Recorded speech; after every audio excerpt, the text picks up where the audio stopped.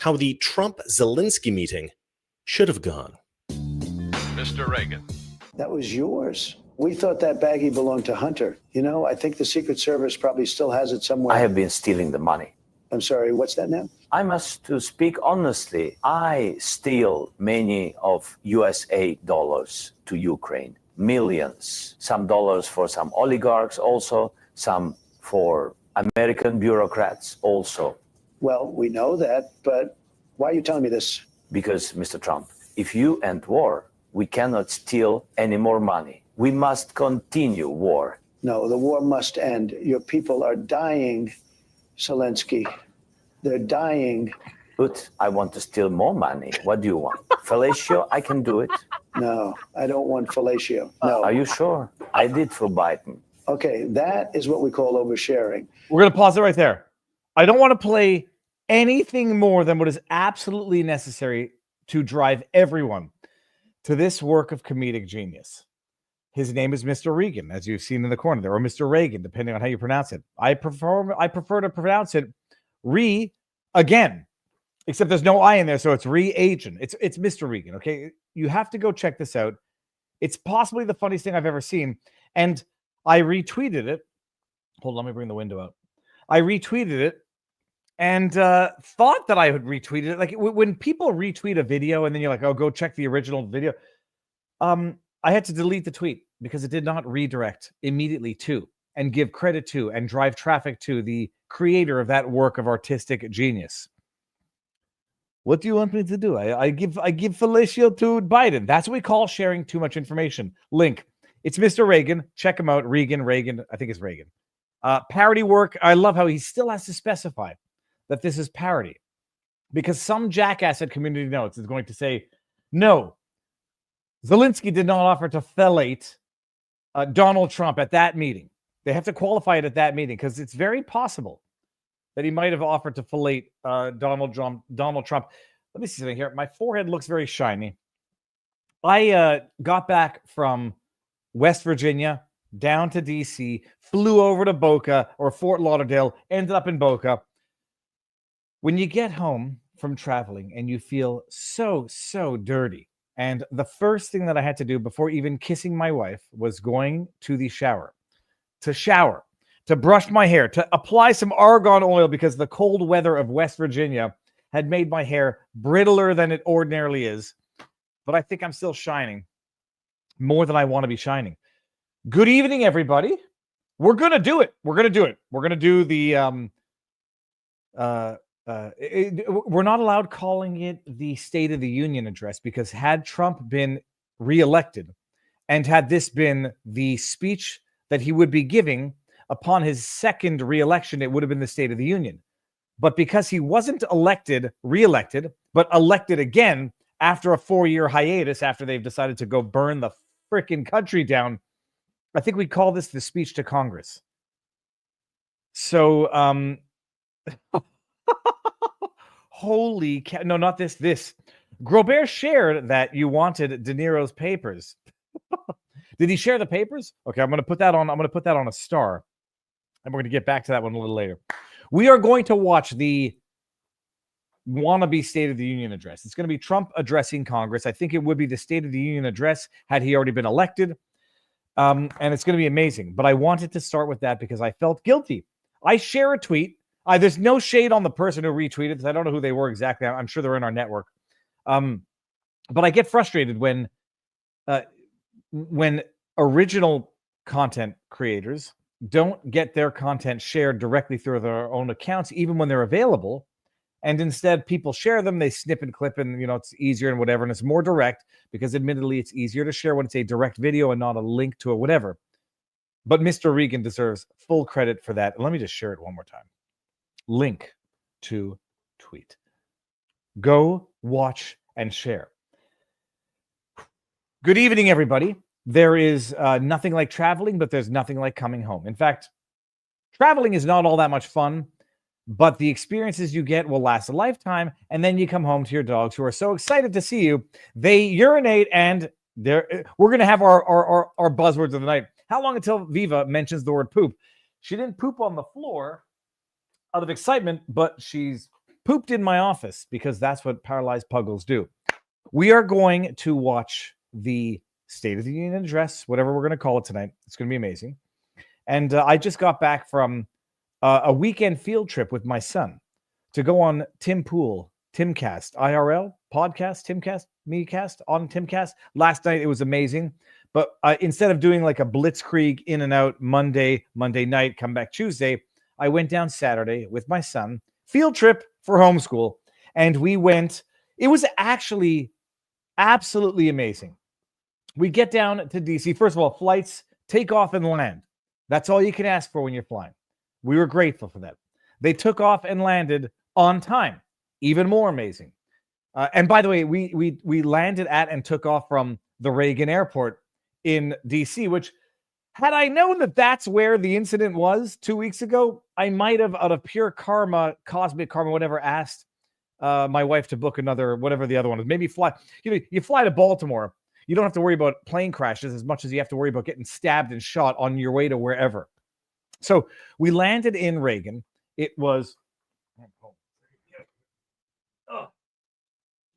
a bumpy landing. I think we landed in like 50-mile-an-hour gusts at Reagan, but we landed, and it was beautiful. We get upgraded to a Jeep because when you're a kid and you say, can we have the Jeep? And I say, no, you can't have the Jeep. We booked a 4-wheel AW, whatever. It was a Mazda.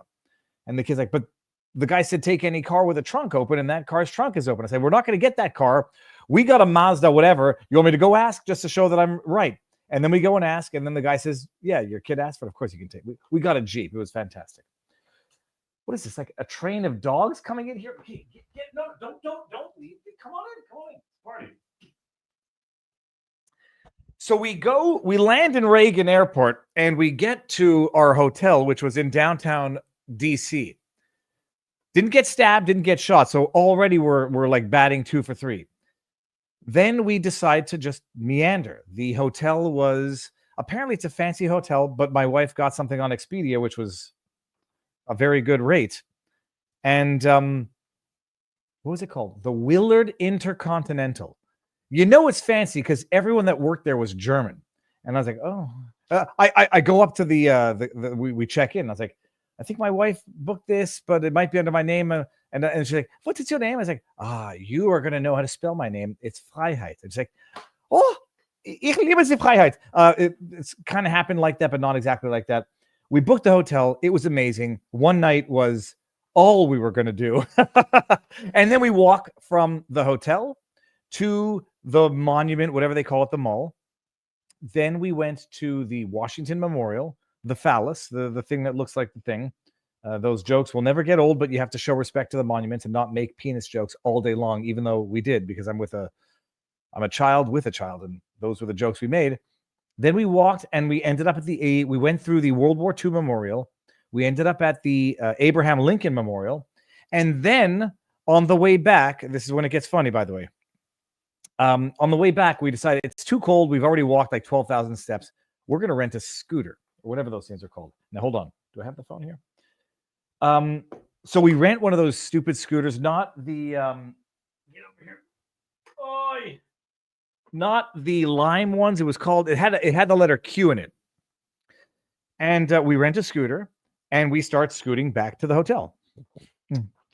Thank you. And I'm thinking, like, this is taking a little bit longer than it took to get here, it would seem, on a scooter. And my kid's like, you're going in the wrong direction. I was like, I'm not going in the wrong direction. I'm basing myself off of the obelisk, and we're in the right direction. And then within about a block or two, it was clear we were in the wrong direction. And we immediately pull a U-turn and scoot back to the monument and put in the direction, and we get to the hotel. Safe and sound, freezing cold, no stabbing, no shooting. It was great. So when you survive DC, you've survived everything. And no, it was not a rickshaw, Joe Bass. It was those electric scooters that are everywhere. They're disgusting eyesores. They all end up broken, knocked over, blocking sidewalks. I'm glad that I don't live in an area in Florida where they exist, but they are an eyesore. And I don't know how you deal with those things. Bottom line, it was amazing. We got a bobo tea with tapioca balls, $13 US. which is $20 Canadian for those of you who want to do the math real quick. Then we got a street meat burger that came to $18 US. That's without tip, and I tip on all these things because I'm an idiot. $18 US for a burger. And I'm like, I've never seen a city that's more expensive than New York. And DC, congratulations, you've taken the cake. More expensive? I don't know which one has more crime at this point in time. And for dinner, we went to a kebab place. It was takeout kebab, and that was reasonable. That was $60. But it was reasonable, it was delicious, and it was amazing.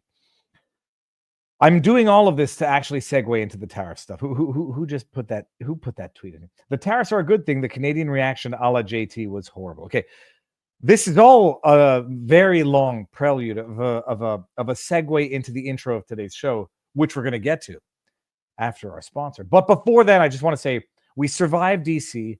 We had an amazing learning experience that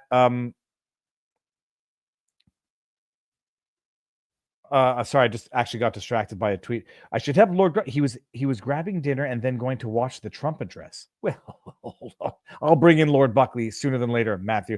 Matt, actually, can you send? No, I've got his.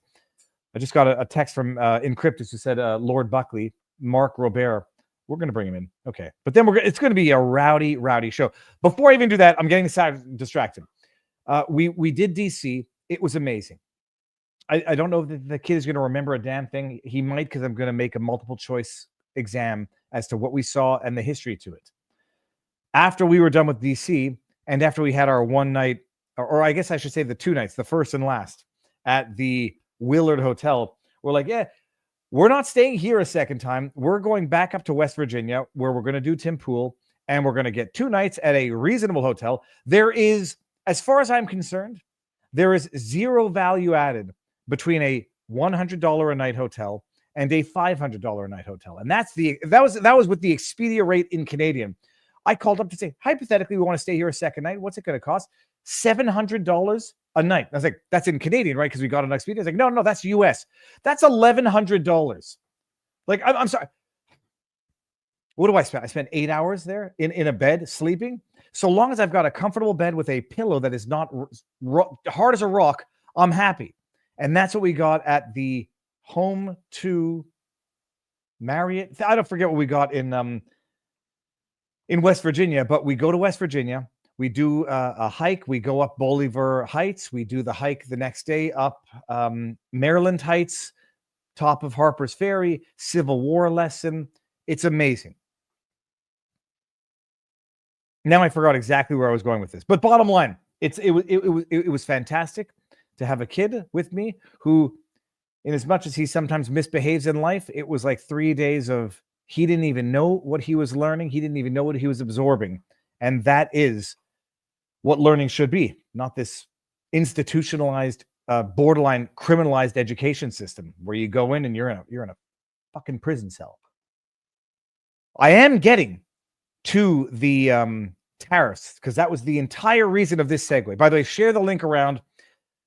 When I'm on with Timcast, you realize when you're with someone who is a consummate professional at what they do, and I'm watching Tim do his show, I'm like, shit, he does things reflexively, subconsciously, unconsciously, and it is a learning experience for everybody. Remind everybody to subscribe. Remind everybody to share. Remind everybody that we're on vivabarneslaw.locals.com. Remind everybody that I forgot to bring them a freaking book, Louis the Lobster. I'm bad at reminding. I'm bad at asking, but that's it. Viva Frei, if you're new to the channel, live every day. I try to stick to the 12:30 time slot, and I'm going to do a damn good job at sticking to that. Live tomorrow, 12:30. Pat King, Canadian political prisoner. Then I'm going to be on with the Unusual Suspects, 4 o'clock.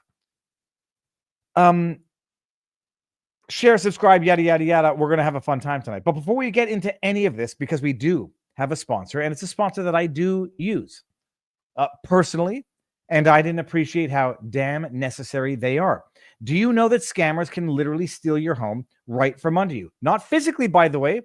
Even in a worse way, you don't know it's happened until it's happened. The FBI calls it house stealing, and it's a growing real estate scam targeting American homeowners. Here's how it works. Criminals forge your signature on one document. They use a fake notary stamp, pay a small fee, and file it with your local recorder's office. And just like that, your home title has been transferred out of your name. I looked into this, by the way. In as much as we have fraud up in Canada, holy shit, I won't say Floridians in particular. America is a land of opportunity, even for the scammers, and they find a way and they maximize opportunity. Once they've signed over the document, and it's as easy as going to the local registry office, I forget what they're called in the States, they can take out loans using your house as equity, as collateral, and you don't even know it until you start getting collection and foreclosure notices. So when was the last time you checked your home title if you're fortunate enough to actually own a home? Say in Canada, the problem might be you'll own nothing, so you won't have any home to check the title on. If you're like me, the answer is you do it the first time because you learn.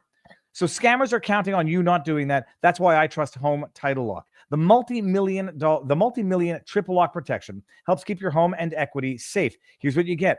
A 24/7 monitoring with immediate notifications, urgent alerts if there are any changes that were not made by you. And fraud, should it happen, their US-based restoration team will spend up to $1 million to fix the fraud and restore your title with no additional cost. Here's the best part. I've teamed up with Home Title Lock to give you free title history so you can check out the history on your property and access to your personal title expert. $250 value just for signing up. Go to HomeTitleLock.com. Use my promo code VIVA250. 250. Click on the link in the description. It's down there. HomeTitleLock.com, promo code VIVA250. Get the protection and peace of mind you deserve, you need, and may you not ever actually need it, because it's wild. Like I remember moving down here, they said, fraud in Florida in particular, home fraud, health fraud, injury fraud. It's the reason why car insurance is so expensive. It's the reason why home insurance is so expensive, but fraud is something you have to watch out for. And it's wild. HomeTitleLock.com, promo code VIVA250. So that is it. Now, what I wanted to start the show with, how much we got? 11 minutes before this gets started. I wanted to start the show with this because it'll make you. Are we 8 minutes in so I can start swearing? I'm going to swear, people. Hold on. Let's bring this down here. Winston, earmuffs. I'm going to fucking swear because we are governed by idiots. Oh, look at him. He was so happy to see me when I got back. Like, oh, he's look at this. Look at this. How much happier can a dog get? You smell bad. We're governed by idiots. We're governed by idiots because we let it happen. And I'm going to be mildly mean to Canada. We're governed by idiots because apparently Canadians like being abused. I mean, if you're abused and you're polite to your abuser, you get to say, look at us, we're so polite. Brian Jose, I didn't drive this time. We flew to Maryland, or we flew to DC. I wanted to drive. It was 15 hours. I would have been happier driving, but the flight was good. I'll apologize in advance. I mean, I'm sorry. I'm not apologizing. I did not mean to say it. I'm not apologizing. You cannot apologize for something you do on purpose, that you mean, that you think is right, just because it might upset some people's sensitivities. Canada is thoroughly fucked, and I don't know what the hell is going on there. I know that I've got a lot of reasonably smart people that I'm still connected with up in Canada who apparently are buying into the horse shit. You learned nothing from COVID. You learned nothing from everything we've lived through for the last 5 years. You've learned nothing from it, so much so that I can pinpoint that you're making the exact same godforsaken mistakes again, and you won't notice it because, oh, no, but now Trump is really bad. Oh, yeah, no, now COVID is really bad. Oh, yeah, now masks really work. Oh, yeah, now the COVID vaccine is really good. Oh, yeah, no, social distancing really works. You don't understand a damn thing. You haven't learned a damn thing, and you're going to get exactly what you deserve. Sorry, I'm yelling. I don't know how this happens that I see these ads. What is my underwear today? Right now, it's black. I always wear black underwear. Although some of my Tommy John underwear is actually dark blue. Spoiler, you don't want white underwear, people, okay? Everybody knows what happened. You don't want white underwear. Okay, thank you for sidetracking me. This is why I should not read the chat while I'm ranting. You are going to get exactly what you deserve, and it's going to be more and more abuse because you haven't learned a damn thing, apparently. Oh, that's right. I called Canada a shithole country the other day. When someone says, "Oh, Canada's at the G7 summit," look who they're with. They're with other shithole countries, also known as the UK, also known as that shithole country called France, also known as that shithole union called the European Union. A bunch of filthy fascist tyrants. Oh, but Trump's not there, so we must be good. Like, what the hell are you even thinking? You're thinking that the fact that you can hate someone more than your own suffering means that you're not suffering? Or the fact that you can hate someone more than your own suffering means that they're responsible for your suffering? Canadians have been suffering for damn near 5+ years. I would say they've been suffering for about 8.5 years, about as long as Justin Trudeau's tenure as Prime Minister of Canada has lasted. You have been suffering from before Trump, from after Trump, part one, and now you're suffering now, but you've convinced yourselves, because you're a bunch of gullible idiots who have fallen prey to the same tactics they used to lock you down, to mask you up. You've fallen prey to it again. You see a bunch of videos of, up in China, people dropping dead on the streets. I saw them too. And you know what the difference is? For about 3 weeks, I was terrified. And then I said, this doesn't make a lick of sense. And then I learned. And then I learned to identify it. When it came to masks. When it came to, but Viva, we saw you wearing that stupid. Oh, hey Viva, we saw you wearing the mask. You're a hypocrite. You wore this. I wore this because people in Quebec were so bloody psychotic they would have punched you in the face for not wearing one of these. A neoprene mask. Had it printed up. Here, look at that. Hey, look at this. It looks like me. Hello. Hello. I'm Viva Frei.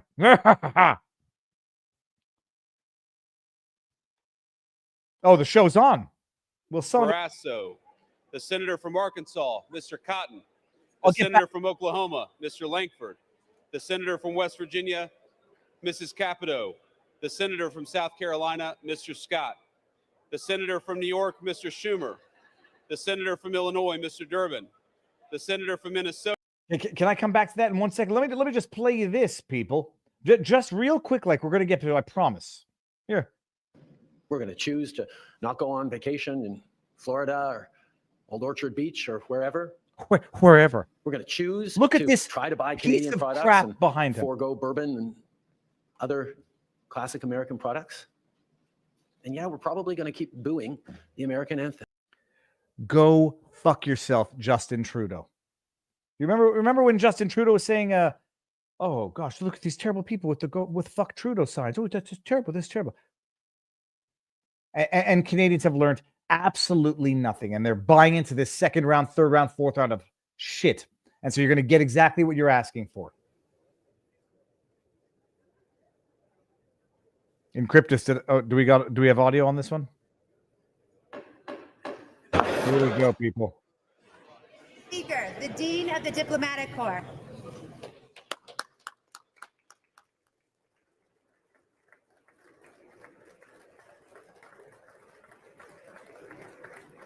Oh, and by the way, full disclosure, the words that I have predicted Trump is going to say tonight: hell, Pam or Bondi, January 6th, trans, and Epstein. So if you hear those words come, let me know. Can I keep going or no, you know what the problem is? Hold on a second. Some Canadians, Viva. Do you know what the problem is? Enough Canadians. And I do agree there are plenty of Canadians who are the victims to the majority. That's how it works. You know, I mean, I don't believe the polls for a lick. The polls are now showing the Liberals rising. They're showing videos of Canadians, of liquor stores taking Jack Daniels off their counter. You're a bunch of idiots. First of all, you're idiots because you've already paid for the freaking duty on them. But it's the same tactic, mutatis, and people are falling for it hook, line, and sinker.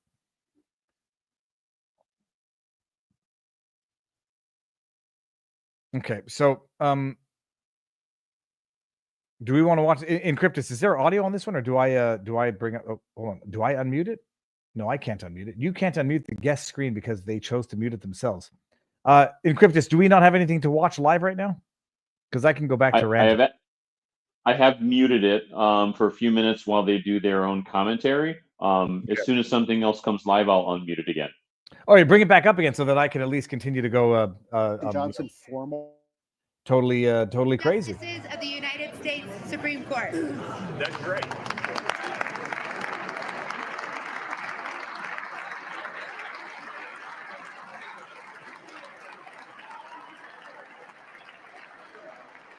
Cancel your trips to Florida. First of all, I'm sorry. I'm actually gonna go crazy. Do you remember when they told you to celebrate Christmas differently, and that jackass from the Liberal Party was in St. Bart's with a pre-recorded video about how he wasn't going to celebrate Christmas normally? These are the same idiots who locked your ass down, traveled to Florida, traveled to Bermuda, Barbados, wherever, and now they're doing it yet again. You think they're not going to travel to certain parts of the world? Well, maybe they won't go to Florida. They'll go to Cancun. They'll go to Nice in France. You stay home. You drink whatever you get left to drink. And it's because of Trump, by the way. It's not because of Trudeau.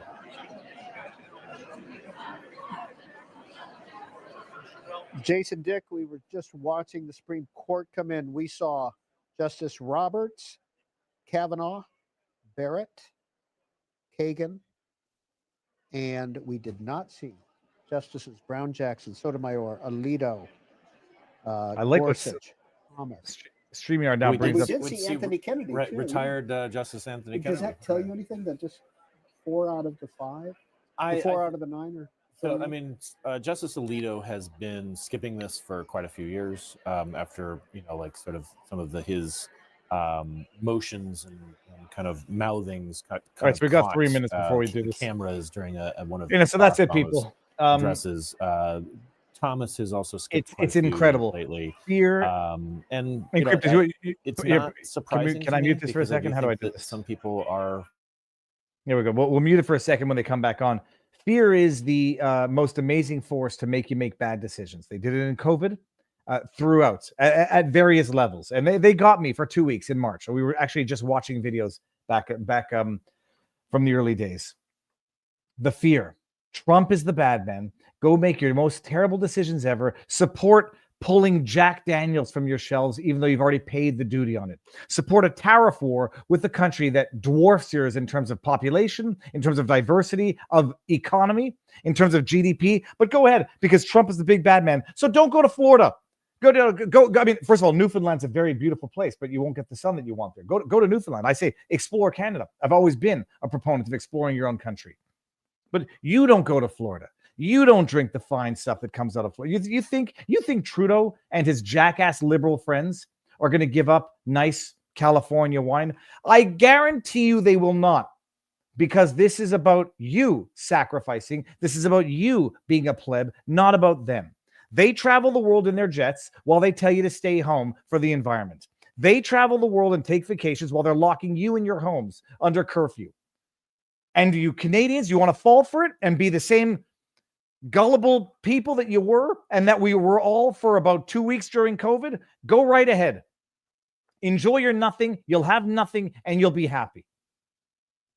Don't go to Florida. Don't drink orange juice. Go drink. I don't know. I'm sure. You know what? By the way, it's an actual known fact that everybody knows this, that the Native Americans, Native Canadians, the Aboriginals, how do they not get scurvy during winter when they didn't have oranges, for example? Do you know how the natives actually survived winter without getting scurvy? If you boil birch bark, it'll give you vitamin C. Let me fact check that in real time, actually, just before I look like too much of an idiot. I'm fairly certain that's true. If vitamin C from birch bark. I'm fairly certain that's how the natives did it. And they would boil, and those who just came over on their ships and they got in scurvy. Okay, hold on a second. Birch bark itself is not a significant direct source of vitamin C. While birch trees are known for their medicinal properties, vitamin C content is primarily found in the leaves of the sap rather than the bark. Okay, sorry. The bark contains other valuable compounds such as betulin and betulic acid, which are anti-inflammatory, antimicrobial, and potential anti-cancer. So historically, birch leaves have been noted for their vitamin C content and used in teas or infusions for nutritional and medicinal purposes. I'm not going totally crazy. So yeah, you give up Florida orange juice, you gullible jackasses, and go boil up some birch leaves. because that's absolutely what Justin Trudeau, Chrystia Freeland, Mark Carney in his New York, I don't know, does he have a New York mansion? That's exactly what they're doing. Okay, I think we're getting some audio here. Encryptus, when they start coming on with the audio, just bring it back up. I'm going to swap it over to the White House feed. As soon as that comes live, you'll see that swap happen in just a few minutes. Okay, awesome. That's Marjorie Taylor Greene wearing blue. Wait, why is she wearing blue? She should be wearing red. I'm joking. Doesn't really matter. She looks fine. Then we got JD Vance, that guy there. What's his name? Dweeby McGee with his glasses.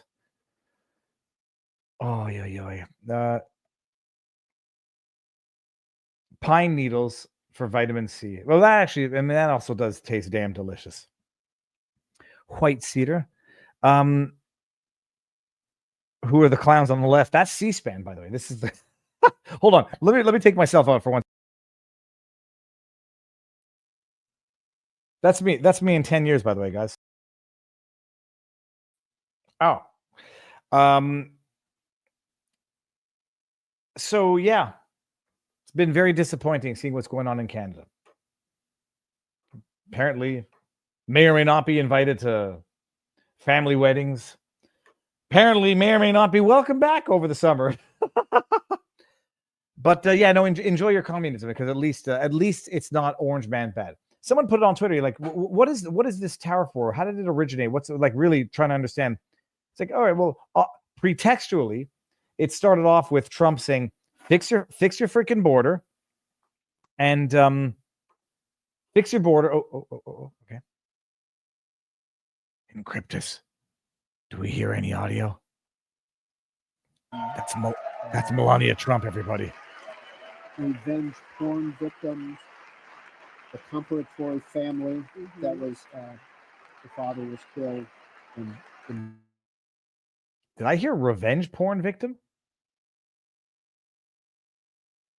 Okay, hold on. I'm going to see if I can go find Grow Bear. If you want in.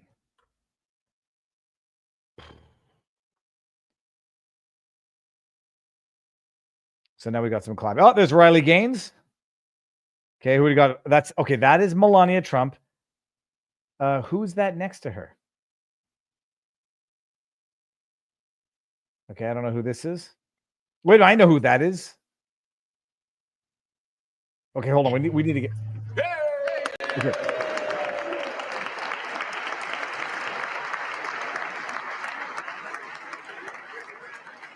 That's Marco Rubio. That's his security guard right in front of him. That's Donald John Trump's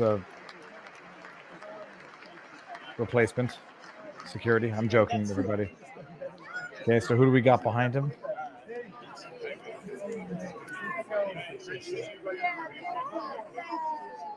It's got to be so exhausting. Secretary of State Rubio, Secretary of the Treasury Bessent. We saw there as well Attorney General Pam Bondi, Pete Hegseth was there. Mr. Lutnick, the Commerce Secretary, who we talked about a little bit earlier. RFK Jr., of course, HHS. There's Scott Turner, HUD. There's Seth Duffy. I'm so sorry, Sean Duffy. Transportation. How dare you, sir? That Pete, okay. Senator Adam Schiff. Pete's looking chiseled as always. Oh, there's Adam Schiff for being Schiff, lying scumbag. Look at him. Look at him. Oh God, he looks like he exudes an aura of a stench. The new senator from Delaware, Lisa Blunt Rochester.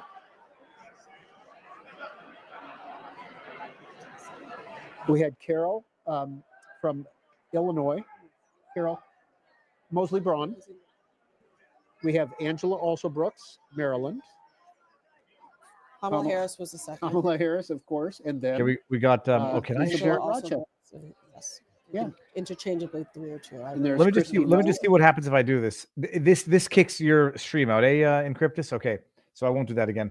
It says Go Carnivore from Shalina62, and why there is a group of women all dressed in pink. There's a reason for that. I forget what it is. Is that Brooke Rollins, the Ag Secretary? Mm-hmm. I got to tell you, like It's this sort of odd C-SPAN. to have something like this with, I mean, there's so much we're paying attention to the fashion because of like some of the protests and so forth, having just done the Oscars Who's 2 nights ago. oh, this, okay, I didn't know who the guy voice of Jason Dick. Not quite the same. But there's a lot more power. I would simply concentrated in that say, Jason Dick, that nobody in the world cares what you or I are wearing.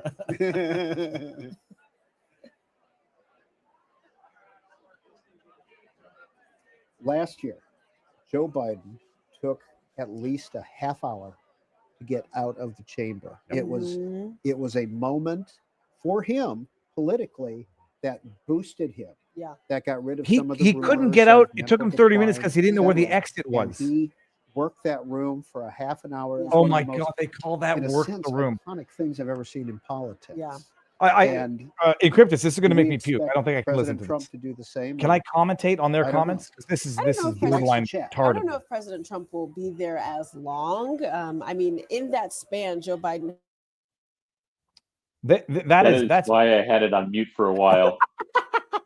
I mean, that's borderline the most delusional shit I've ever heard in my life. Oh yeah, he was working the room. Fun fact, I had a poll in YouTube that said, what do you think? Will the Democrats make a scene tonight or not?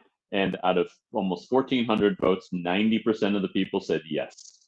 Well, what does a scene mean? Are they going to interrupt his speech at some point? There'll be some heckling. But now, Encryptus, now that I have you here, was I too hard on Canada for the opening part of this? I don't believe so, but many people in the chats believe so. Okay. Too bad.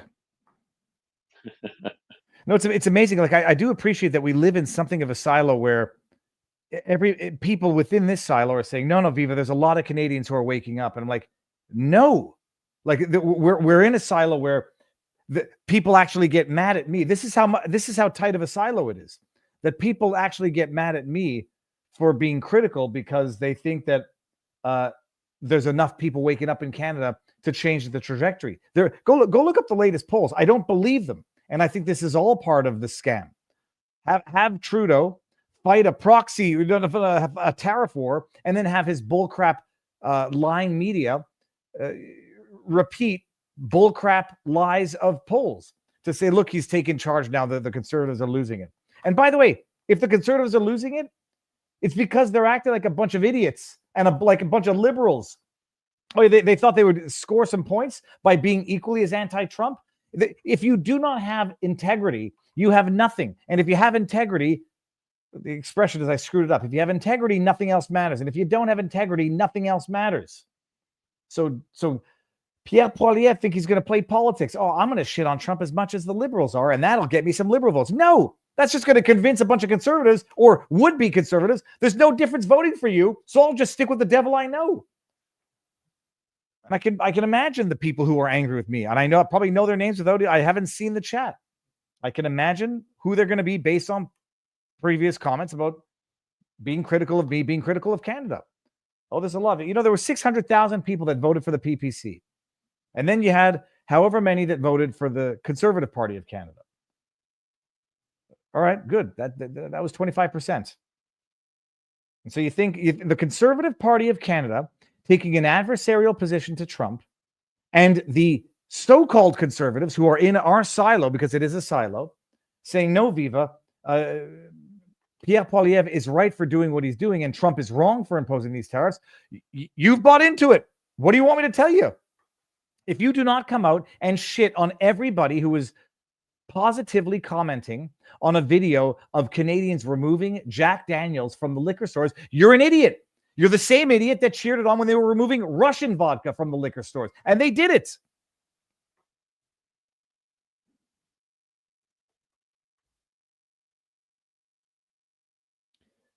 So yeah, congrats. Like, oh no, it was stupid when they were pulling Russian vodka from the shelves. Now it's not stupid because Trump has really gone too far with his tariff war. Rigor mortis. Some of us don't have the luxury of leaving Canada. Plenty of us are awake, and Westminster is in full control of the Laurentians. That is, like I've said it before, and I'll say it again. That's my sense of guilt. Is not everybody has the, call it a luxury or the opportunity.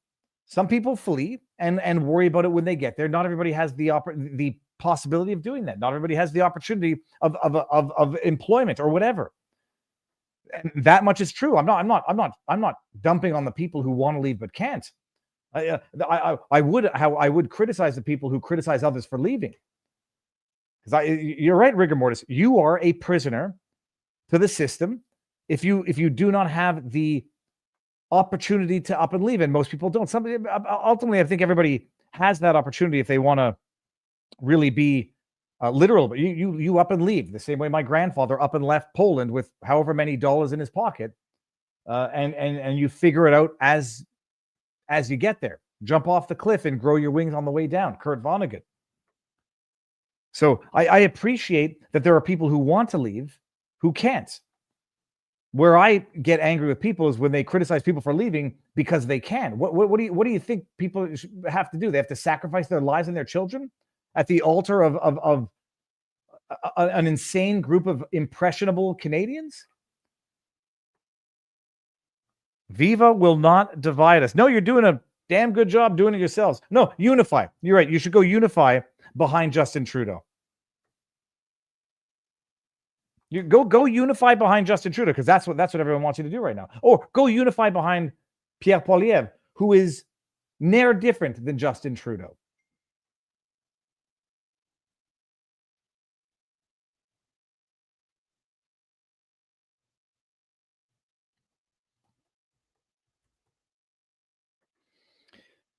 So let me go to the chat anyhow while we're waiting for everybody to get up here.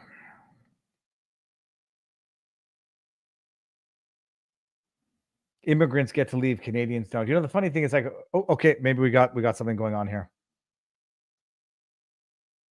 President of the United States. Okay, people, the words, let me know if he says them. Hell, Pam or Bondi, January 6th, trans, not transgender, and Epstein. Okay, it's on. Trump is looking younger than he's ever looked. It's an amazing thing. It's the curious case of Donald Trump. I love you. And by the way, it only counts when it's during his speech. I messaged Barnes, but I don't want to be the snake in the grass because I know Barnes actually has to do real legal work, and I don't want to.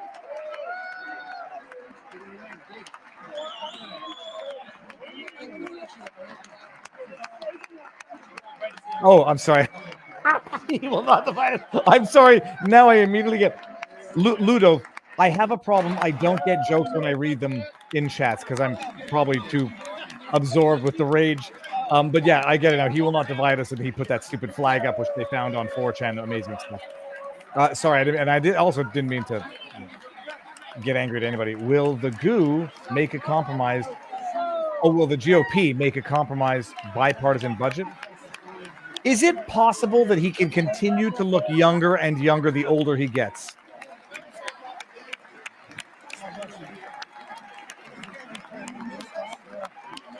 The Clinton Kingdom of North America will, with Trump court jester and Prince Clinton, the guy playing Trudeau since January 2023, Bill Clinton's illegitimate son.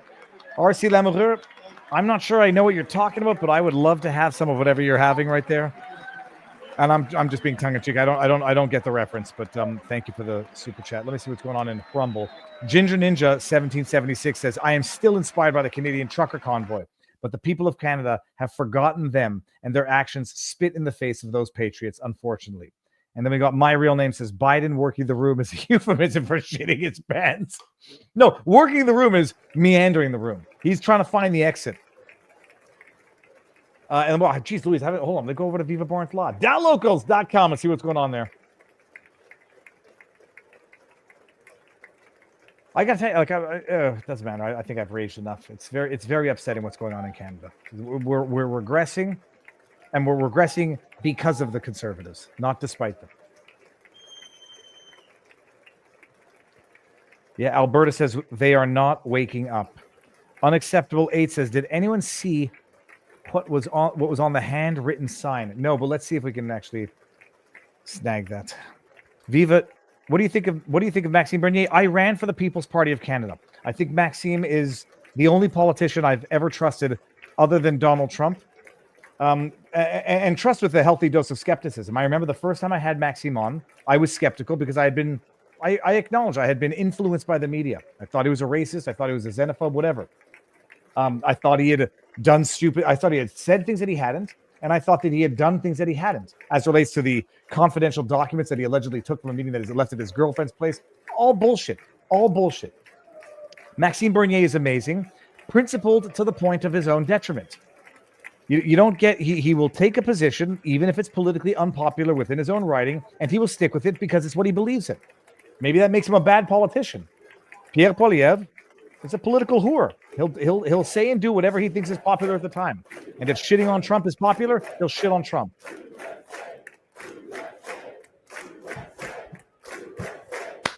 I don't want to get copy struck on that.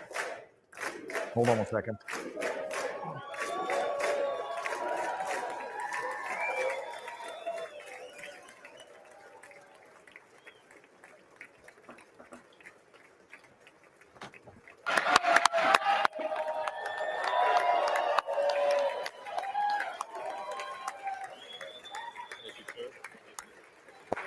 Let's do this.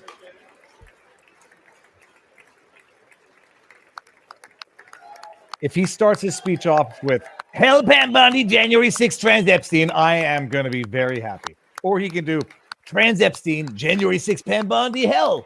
What the hell, Pam?" Okay, let's see what he says and let's listen to this.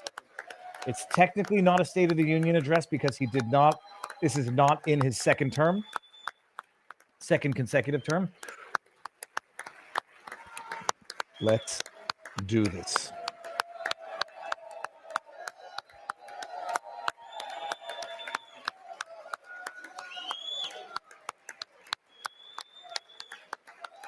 Oh, we hear exactly J.D. Vance and Johnson in the back. Look at their hands.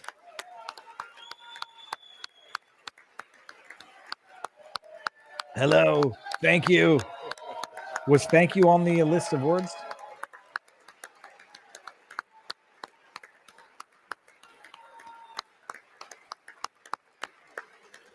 Okay, stop clapping. Let's get this going here.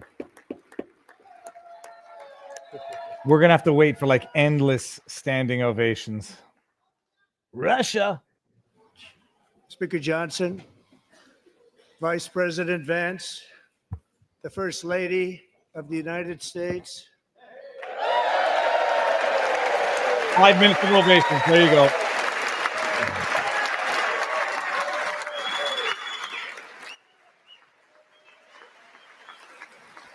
This is what I've always found annoying about watching these things is it's endless standing ovations. And this is our political crowd. It's still very annoying. Oh, Members that's reasonable. of Okay. the United States Congress, thank you very much. And to my fellow citizens, America is back. Count it. What time is it now? Let me see if I can put this on here. How many seconds? 13 seconds is what we started at. Oh, the pink thing, the pink dress is women's rights or something along those lines. They do it every year. Okay, if that was at 13 seconds, 20 seconds. That's reasonable. 6 weeks ago, I stood beneath the dome of this Capitol and proclaimed the dawn of the golden age of America. From that moment on, it has been nothing but swift and unrelenting action to usher in the greatest and most successful era in the history of our country. We have accomplished more in 43 days than most administrations accomplished in 4 years or 8 years, and we are just getting started.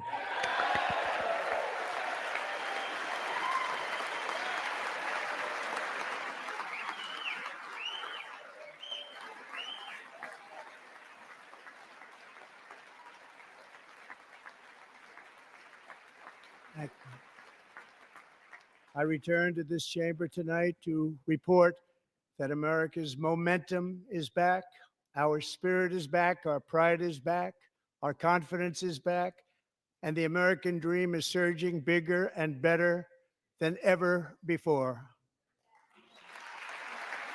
Okay, that was just a sentence. We don't need. Oh, look The at him. He's American leaning. dream He's is leaning. unstoppable, and our country is on the verge of a comeback, the likes of which the world has never witnessed and perhaps will never witness again. What the hell's that supposed to mean? Donald Trump just threatened the presidential world. election of November 5th was a mandate like has not been seen in many decades. We won all 7 swing states, giving us an electoral college victory of 312 votes.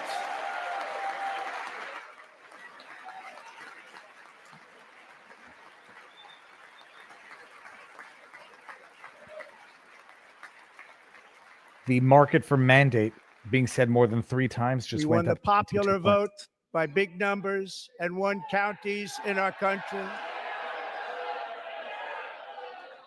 Shut him up. Kick him out. Insurrect them.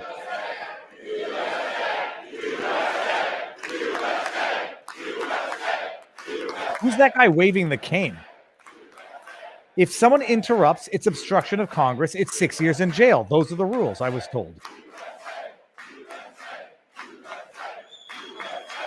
And won counties in our country, 2,700 to 525, on a map that reads almost completely red for Republican. Why are they not arresting them? Arrest them. Now, for the first time in modern history, more Americans believe that our country is headed in the right direction than the wrong direction. In fact, it's an astonishing record, 27-point swing, the most ever. So apparently that's Al Green, the guy with the cane.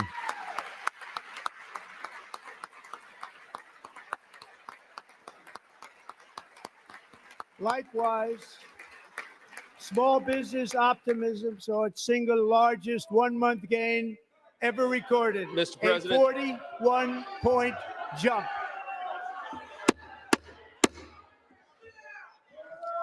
Members are directed to uphold and maintain decorum in the House and to cease any further disruptions. No, arrest Mr. them. Warning.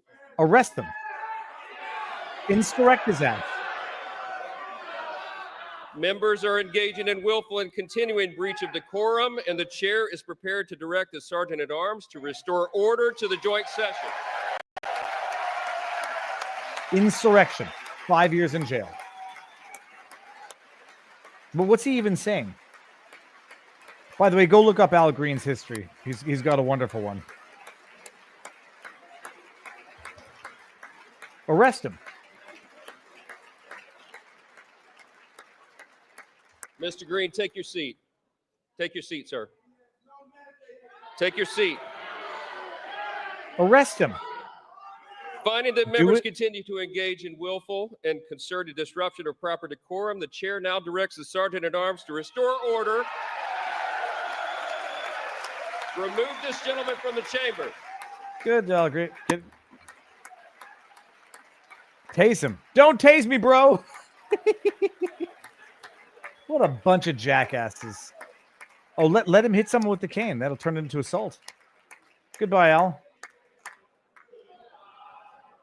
I can't hear. Oh, he can't hear all of a sudden. He's a weak old man. Goodbye.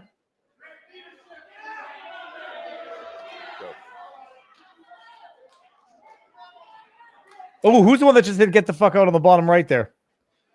In the white, Members in the white are dress. directed to uphold and maintain decorum in the House. Mr. President, you continue. Thank All right, you. good. Al Green. Over the past 6 weeks, Real I have signed scumbag. nearly 100 executive orders and taken more than 400 executive actions, a record to restore common sense, safety, optimism, and wealth all across our wonderful land. The people elected me to do the job, and I'm doing it. Oh, there's a lot of angry people on the left-hand side of this room. Holy cows. Oh, it was Nancy Mace who said, get the F out? Okay.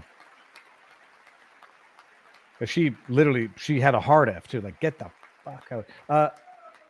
Yeah. In fact, it has okay, been it was Nancy stated by Mace. many that the first month of our presidency, it's our presidency, Mandate. Say is it the again. most successful in the history of our nation. By many.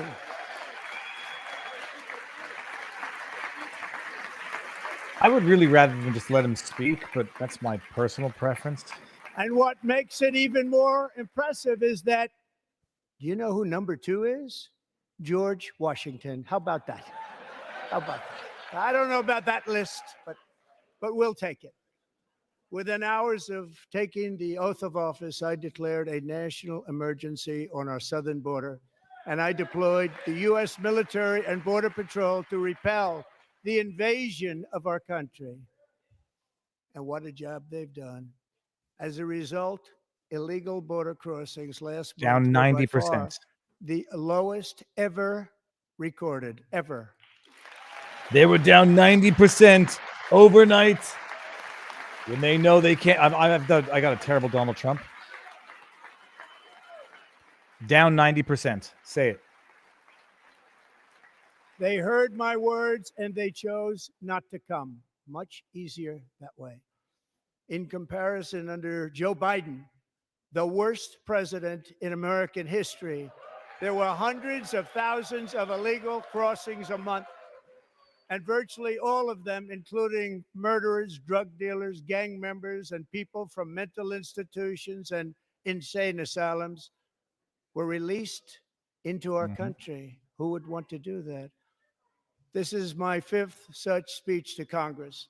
And once again, I look at the Democrats in front of me, and I realize there is absolutely nothing I can say to make them happy or to make them stand or smile or applaud. Nothing I can do. And so I won't even try. I could find a cure to the most devastating disease, a disease that would wipe out entire nations, or announce the answers to the greatest economy in history, or the stoppage of crime to the lowest levels ever recorded. And these people sitting right here will not clap, will not stand, and certainly will not cheer for these astronomical achievements. They won't do it, no matter what. Five times I've been up here. It's very sad, and it just shouldn't be this way. You see, this is a man who's a changed man. Fuck all of them. Oh, what does that say? What do the signs say? Musk steals. What a bunch of idiots. What a bunch of morons. Musk steals. Save Medicare. Oh. They've given So billions of Democrats dollars to sitting before Ukraine. me, for just this one night, why not join us in celebrating so many incredible wins for America? For the good of our nation, let's work together and let's truly make America great again.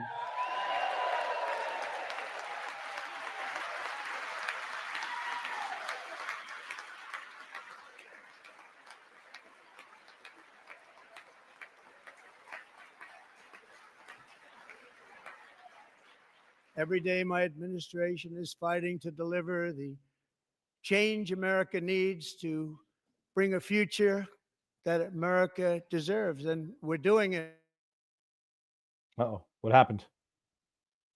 Is that me? Is that on my end encrypted, or is that on? This Is that on? time for big dreams and bold action? All federal hiring, a freeze on all new federal regulations, and a freeze on all foreign aid.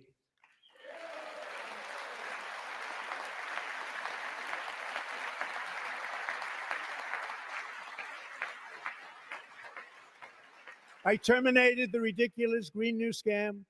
I withdrew from the unfair Paris Climate Accord, which was costing us trillions of dollars that other countries were not paying. I withdrew from the corrupt World Health Organization.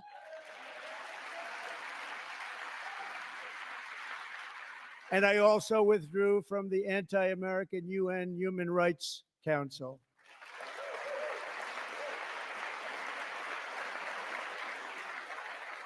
We ended all of Biden's environmental restrictions that were making our country far less safe and totally unaffordable. And importantly, we ended the last administration's insane electric vehicle mandate saving our auto workers and companies from economic destruction. Drill Baby Drill is on the market as well.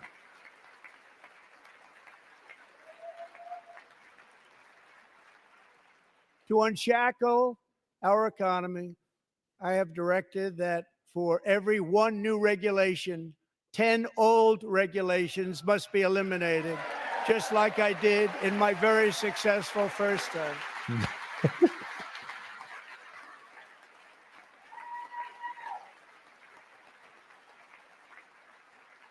And in that first term, we set records on ending unnecessary rules and regulations like no other president had done before. We ordered all federal workers to return to the office. They will either show up for work in person or be removed from their job.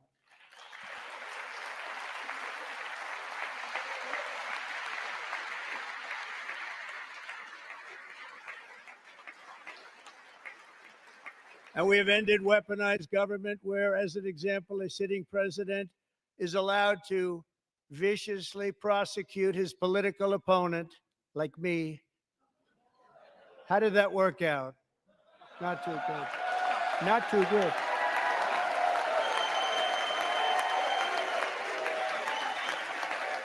Who's the guy with thumbs up in the air now? And I have stopped all government censorship and brought back free speech in America. It's back.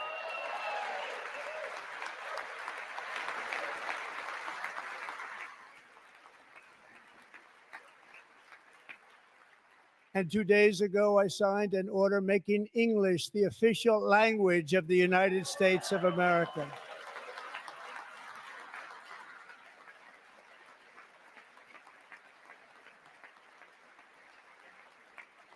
I renamed the Gulf of Mexico the Gulf of America. The greatest Gulf ever.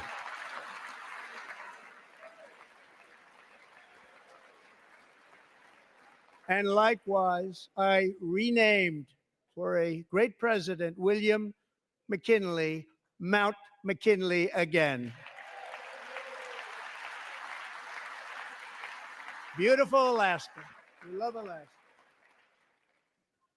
We've ended the tyranny of so-called diversity, equity, and inclusion policies all across the entire federal government and indeed the private sector and our military. And our country will be woke no longer.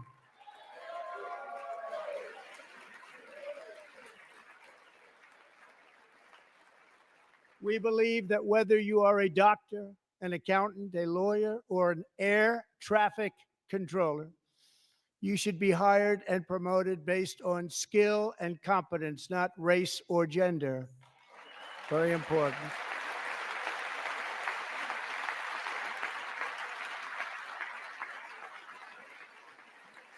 You should be hired based on merit.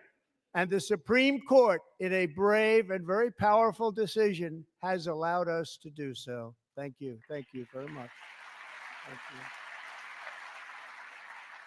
We have removed the poison of critical race theory from our public schools, and I signed an order making it the official policy of the United States government that there are only two genders, male and female.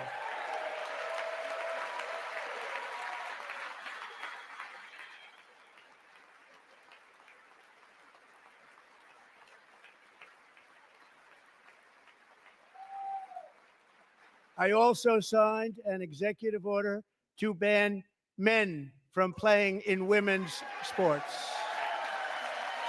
This trans madness has to end. Stay it, Trump.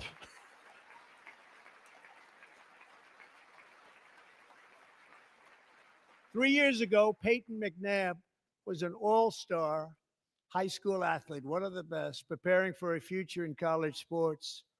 But when her girls' volleyball match was invaded by a male, he smashed the ball so hard in Peyton's face, causing traumatic brain injury, partially paralyzing her right side and ending her athletic career. It was a shot like she's never seen before. She's never seen anything like it. Peyton is here tonight in the gallery, and Peyton, from now on, schools will kick the men off the girls' team or they will lose all federal funding. Is that her?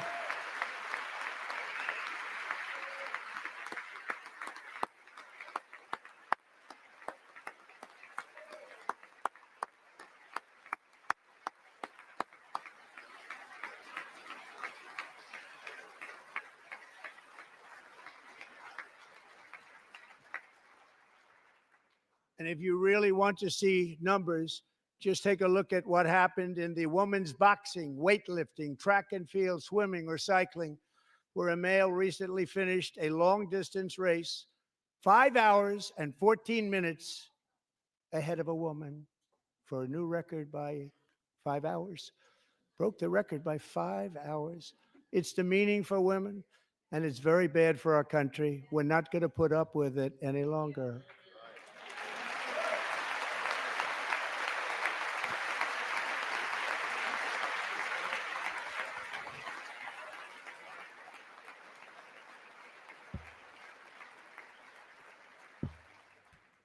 What I have just described is only a small fraction of the common sense revolution that is now, because of us, sweeping the entire world. Common sense has become a common theme, and we will never go back. Never. Never going to let that happen. Among my very highest priorities is to rescue our economy and get dramatic and immediate relief to working families. As you know, we inherited from the last administration an economic catastrophe and an inflation nightmare. Their policies drove up energy prices, pushed up grocery costs, and drove the necessities of life out of reach for millions and millions of Americans. They've never had anything like it. We suffered the worst inflation in 48 years, but perhaps even in the history of our country. They're not sure. As president, I'm fighting every day to reverse this damage and make America affordable again.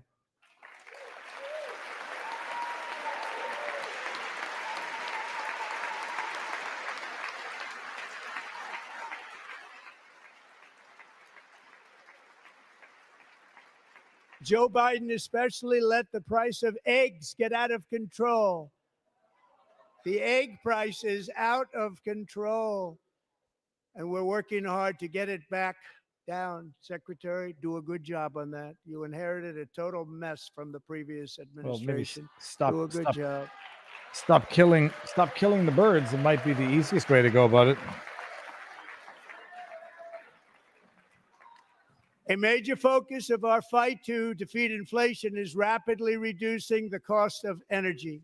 The previous administration cut the number of new oil and gas leases by 95%, slowed pipeline construction to a halt, and closed more than 100 power plants. We are opening up many of those power plants right now.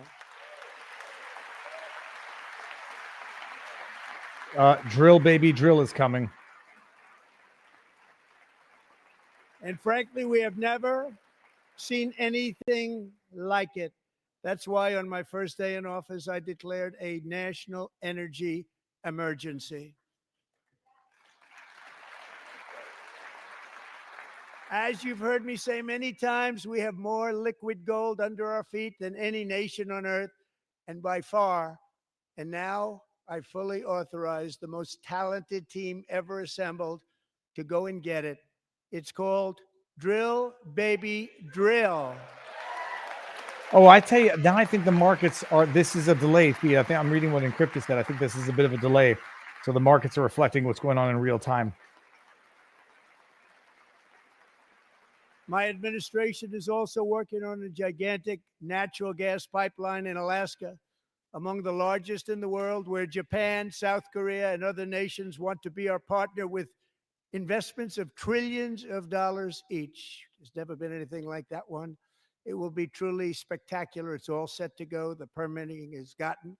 And later this week, I will also take historic action to dramatically expand production of critical minerals and rare earths here in the USA.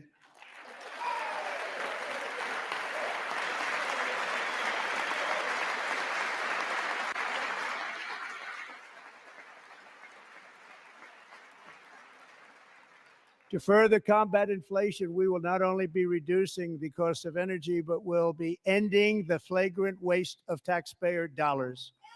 Doge is coming. Let's see where that market is.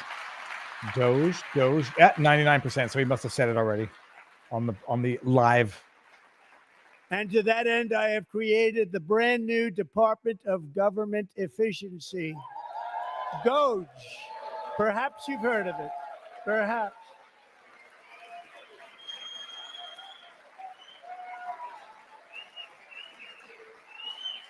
Which is headed by Elon Musk, who is in the gallery tonight.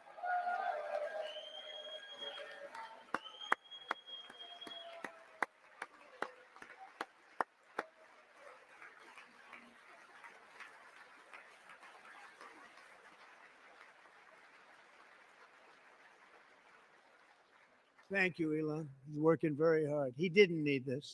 He didn't need this. Neither Thank did you Trump. very much. We appreciate it. Everybody here, even this side, appreciates it, I believe. They just don't want to admit that. Just listen to some of the appalling waste we have already identified. $22 billion from HHS to provide free housing and cars for illegal aliens. $45 million for diversity, equity, and inclusion scholarships in Burma. $40 million to improve the social and economic inclusion of sedentary migrants. Nobody knows what that is. $8 million to promote LGBTQI+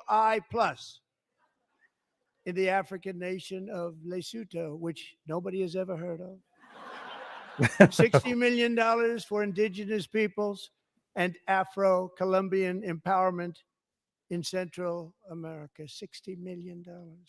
$8 million for making mice transgender. This is real. $32 million for a left-wing propaganda operation in Moldova.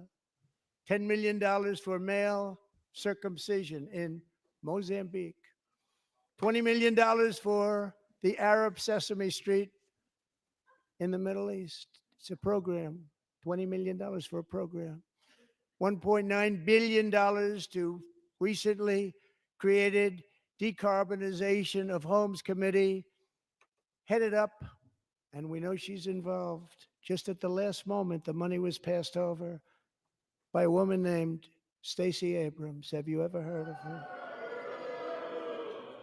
A $3.5 million consulting contract for lavish fish monitoring. $1.5 million for voter confidence in Liberia. This is from the $14 side that million for social cohesion in Mali. $59 million for illegal alien hotel rooms in New York City. He's a real estate developer. He's done very well. $250,000 to increase vegan local climate action innovation in Zambia. $42 million for social and behavior change in Uganda. $14 million for improving public procurement in Serbia. $47 million for improving learning outcomes in Asia. Asia's doing very well with learning. I don't know what we're doing. Should use it ourselves. And $101 million for DEI contracts at the Department of Education, the most ever paid, nothing even like it. Under the Trump administration, all of these scams, and they're far worse, but I didn't think it was appropriate to talk about them. They're so bad. Many more have been found out and exposed and swiftly terminated by a group of very intelligent, mostly young people, headed up by Elon, and we appreciate it. We found hundreds of billions of dollars of fraud.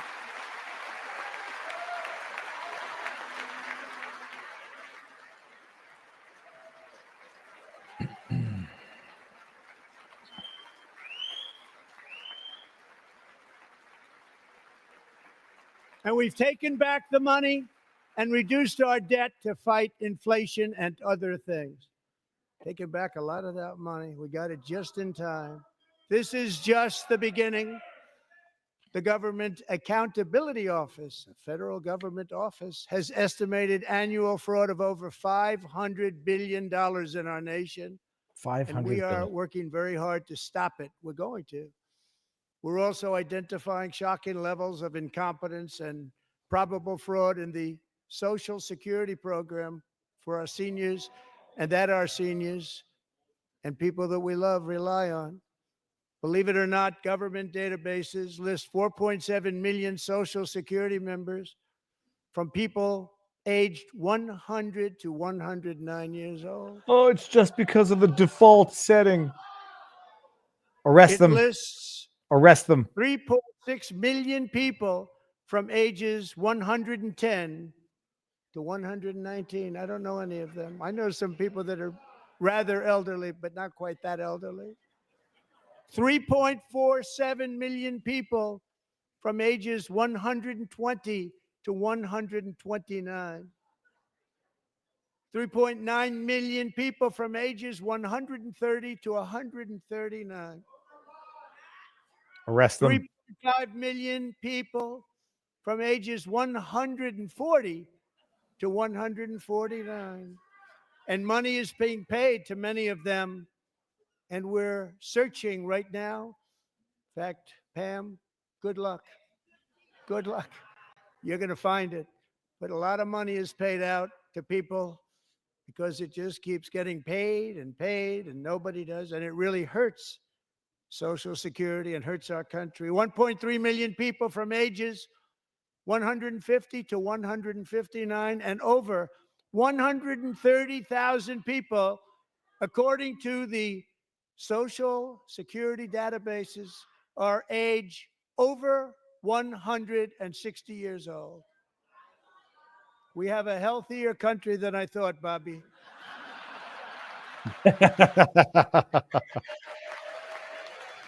Okay, good joke. Whoever wrote that, well done.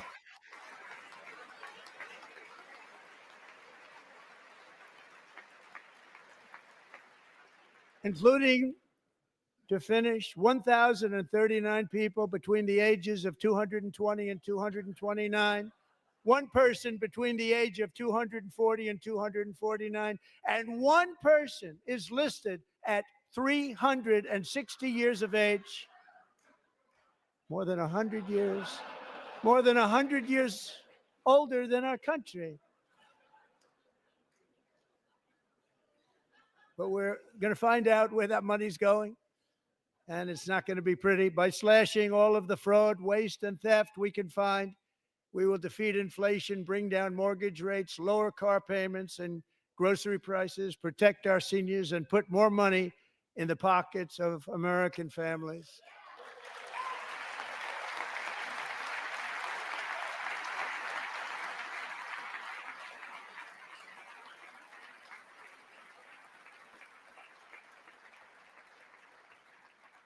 And today, interest rates took a beautiful drop, big, beautiful drop. It's about time.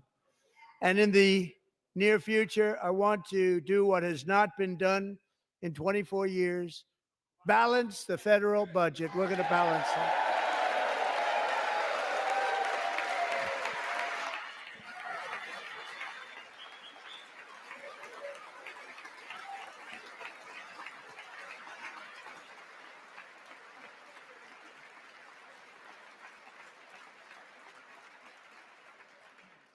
With that goal in mind, we have developed in great detail what we are calling the Gold Card, which goes on sale very, very soon. For $5 million, we will allow the most successful job-creating people from all over the world to buy a path to U.S. citizenship. It's like the green card, but better and more sophisticated. And these people will have to pay tax in our country. They won't have to pay tax from where they came. The money that they've made, you wouldn't want to do that, but they have to pay tax, create jobs. They'll also be taking people out of colleges and paying for them so that we can keep them in our country instead of having them being forced out. Number one, at the top school, as an example, being forced out and not being allowed to stay and create tremendous numbers of jobs and great success for a company out there. So while we take out the criminals, killers, traffickers, and child predators who are allowed to enter our country under the open border policy of these people, the Democrats, the Biden administration, the open border insane policies that you've allowed to destroy our country, we will now bring in brilliant, hardworking, job-creating people. They're going to pay a lot of money, and we're going to reduce our debt with that money.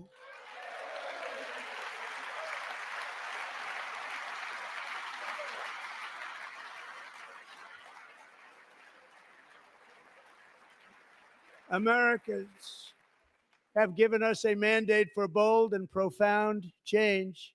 For nearly 100 years, the federal bureaucracy has grown until it has crushed our freedoms, ballooned our deficits, and held back America's potential in every possible way. The nation founded by pioneers and risk takers now drowns under millions and millions of pages of regulations and debt. Approvals that should take 10 days to get instead take 10 years, 15 years, and even 20 years before you're rejected. Meanwhile, we have hundreds of thousands of federal workers who have not been showing up to work. My administration will reclaim power from this unaccountable bureaucracy, and we will restore true democracy to America again. You mean they're going to have to show up to work?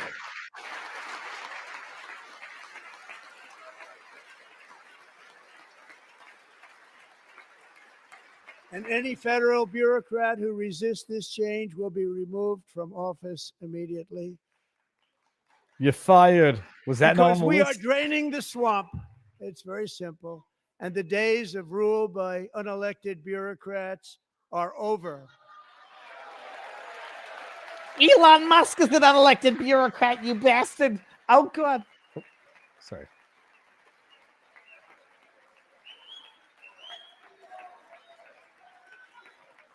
A lot of unhappy. Oh, there's one happy guy there right in the back. Right And behind the Bernie next Sanders. phase of our plan to deliver the greatest economy in history is for this Congress to pass tax cuts for everybody. They're in there. They're waiting for you to vote.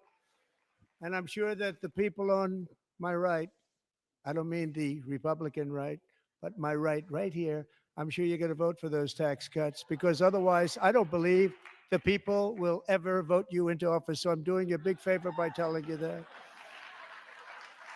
But I know this group is going to be voting for the tax.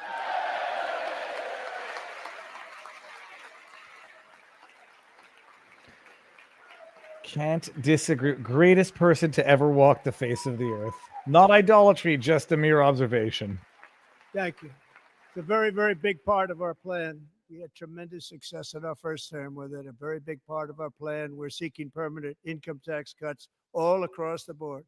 And to get urgently needed relief to Americans hit especially hard by inflation, I'm calling for no tax on tips, no tax on overtime, and no tax on Social Security benefits for our great seniors.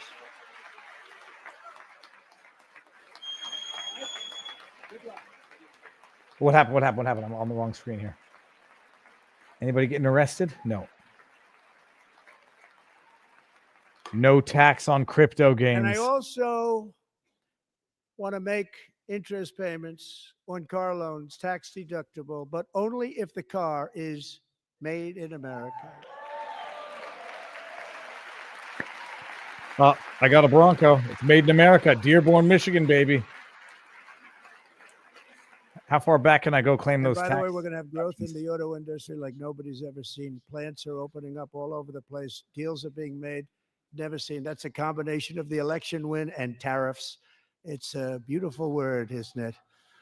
That, along with our other policies, will allow our auto industry to absolutely boom. It's going to boom.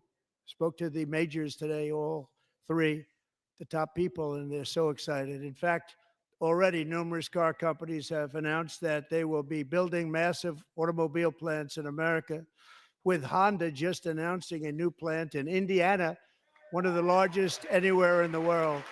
In Cryptus, no, the Bronco comes with a plate. It says it's made in Dearborn, Michigan. Proudly made in America. Costs a little more, and I decided to do it. Yes, the beautiful. And this has taken place since our great victory on November 5th, a date which will hopefully go down as one of the most important in the history of our country.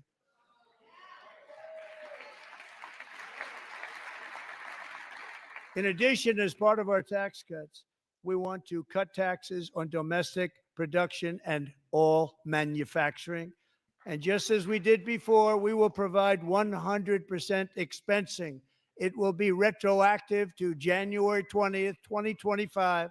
And it was one of the main reasons why our tax cuts were so successful in our first term, giving us the most successful economy in the history of our country. First term. We had a great first term. Until the China virus came and undid everything, unleashed by the Democrats. If you don't make your product in America, however, under the Trump administration, you will pay a tariff, and in some cases, a rather large one. Good. Other countries have used tariffs against us for decades, and now it's our turn to start using them against those other countries. On average, the European Union, China, Brazil, India, Mexico, and Canada, have you heard of them? And countless other nations charge us tremendously higher tariffs than we charge them. It's very unfair. India charges us auto tariffs higher than 100%. China's average tariff on our products is twice what we charge them. And South Korea's average tariff is 4 times higher. Think of that, 4 times higher. And we give so much help militarily and in so many other ways to South Korea. But that's what happens. This is happening by friend and foe. This system is not fair to the United States and never was. And so on April 2nd, I wanted to make it April 1st, but I didn't want to be accused of April Fool's Day. Good move. That's not, just one day cost us a lot of money. But Make it we're March going to do it 31st. in April. I'm a very superstitious person. April 2nd, reciprocal tariffs kick in. And whatever they tariff us, other countries, we will tariff them. That's reciprocal, back and forth. Whatever they tax us, we will tax them. Reciprocal, back and forth. If they do non-monetary tariffs to keep us out of their market, then we will do non-monetary barriers to keep them out of our market. There's a lot of that, too. They don't even allow us in their market. We will take in trillions and trillions of dollars and create jobs like we have never seen before. I did it with China and I did it with others, and the Biden administration couldn't do anything about it because there was so much money they couldn't do anything about it.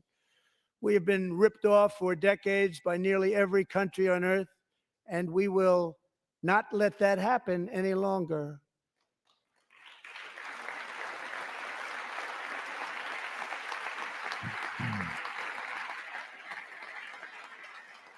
Much has been said over the last 3 months about Mexico and Canada, but we have very large deficits with both of them. But even more importantly, they've allowed fentanyl to come into our country at levels never seen before, killing hundreds of thousands of our citizens and many very young, beautiful people, destroying families.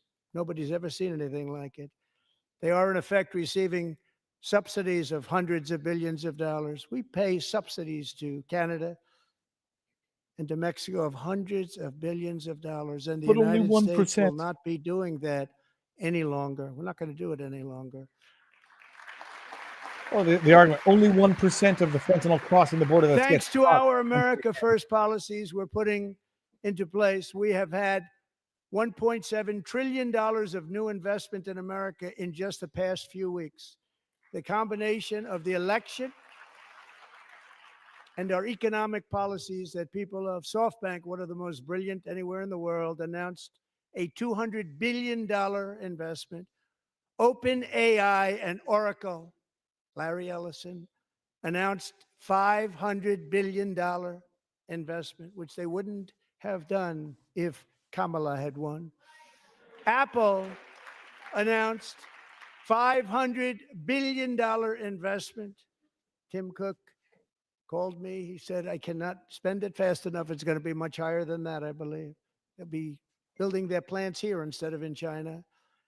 And just yesterday, Taiwan Semiconductor, the biggest in the world, most powerful in the world, has a tremendous amount, 97% of the market, announced a $165 billion investment to build the most powerful chips on earth right here in the USA.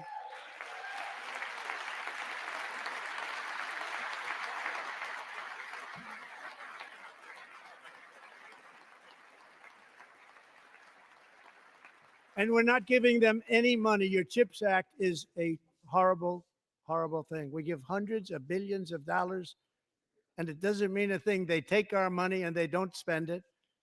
All that meant to them, we're giving them no money. All that was important to them was they didn't want to pay the tariffs, so they came and they're building, and many other companies are coming. We don't have to give them money. We just want to protect our businesses and our people. And they will come because they won't have to pay tariffs if they build in America. So it's very amazing. You should get rid of the CHIP Act, and whatever's left over, Mr. Speaker, you should use it to reduce debt or any other reason you want to.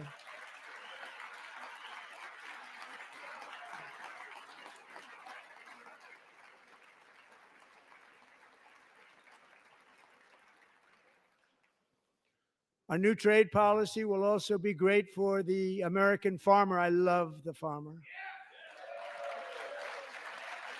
who will now be selling into our home market, the USA, because nobody is going to be able to compete with you.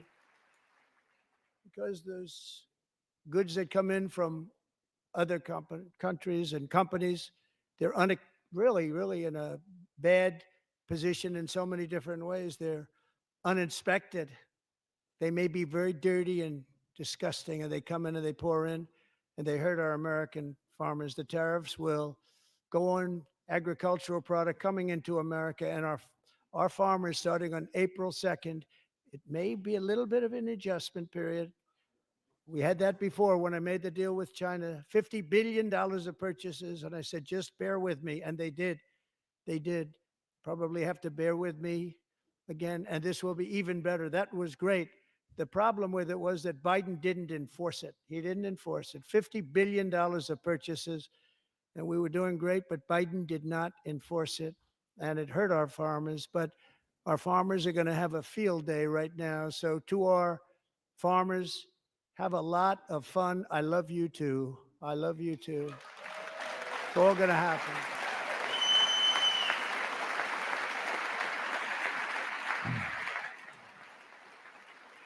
And I have also imposed a 25% tariff on foreign aluminum, copper, lumber, and steel, because if we don't have, as an example, steel and lots of other things, we don't have a military, and frankly, we just won't have a country very long. Here today is a proud American steelworker, fantastic person from Decatur, Alabama, Jeff Denard. Has been working at the same steel plant for 27 years in a job that has allowed him to serve as the captain of his local volunteer fire department, raise 7 children with his beautiful wife, Nicole, and over the years provide a loving home for more than 40 foster children. So great, Jeff.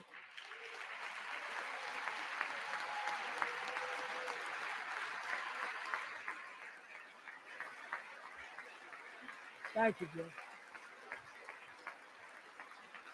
Thank you, Jeff. Oh, they're going to get mad at him for mixing a mistake Stories on the like name. Jeff's remind us that tariffs are not just about protecting American jobs. They're about protecting the soul of our country. Tariffs are about making America rich again and making America great again, and it's happening, and it will happen rather quickly. There'll be a little disturbance, but we're okay with that. It won't be much. No, you're not. Oh. Yes, you and are. look where Biden took us. Very low, the lowest we've ever been. Jeff, I want to thank you very much. And I also want to recognize another person who has devoted herself to foster care community. She worked so hard on it. A very loving person, our magnificent First Lady of the United States.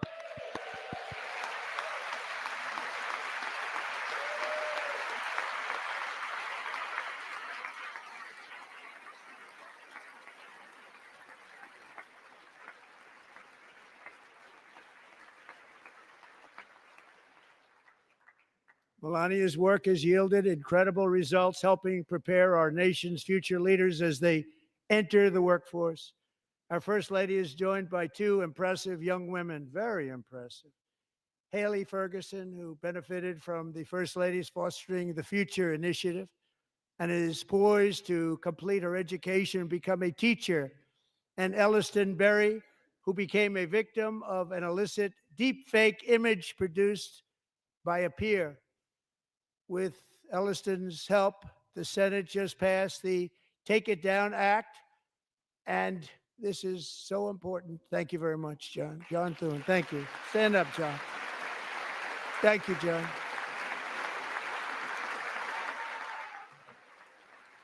Thank you all very much. Compare him to Joe Biden. I mean, it's Thank you. And thank you not to John Thune comparable. and the Senate. Great job. To criminalize the publication of such images online is terrible, terrible thing.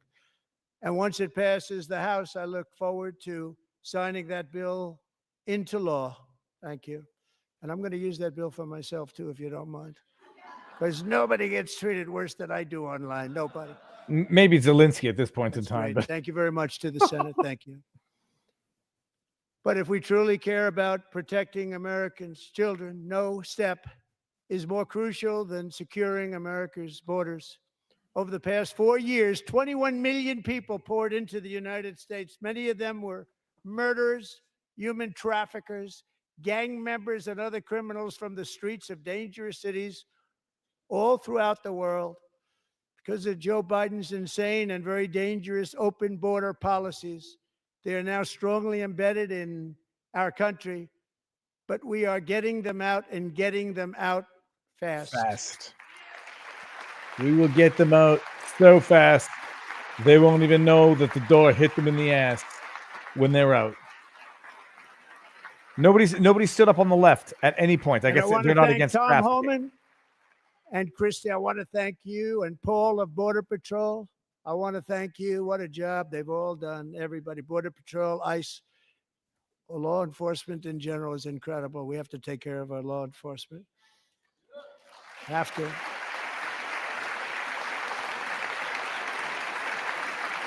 Last year,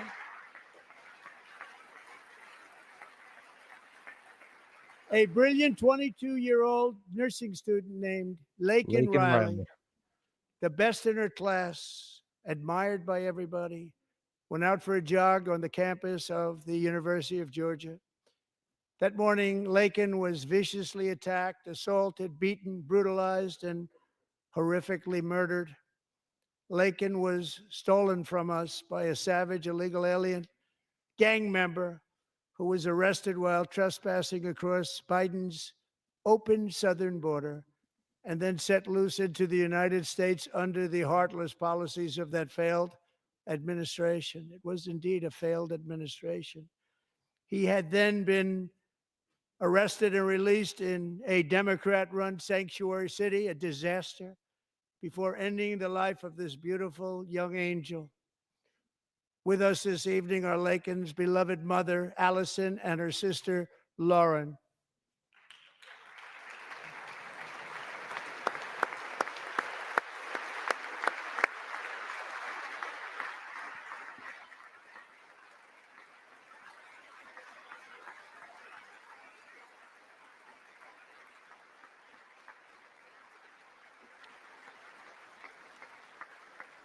It's impossible level of tragedy they have to live with. Last year, I told Lakin's grieving parents that we would ensure their daughter would not have died in vain. That's why the very first bill I signed into law as your 47th president mandates the detention of all dangerous criminal aliens who threaten public safety. It's a very strong, powerful act.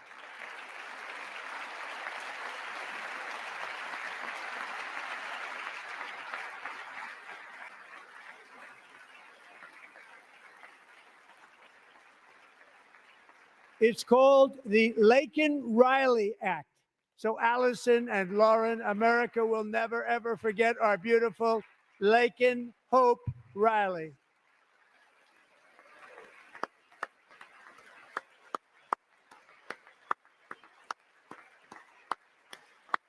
Are the Democrats? They don't care about Laken.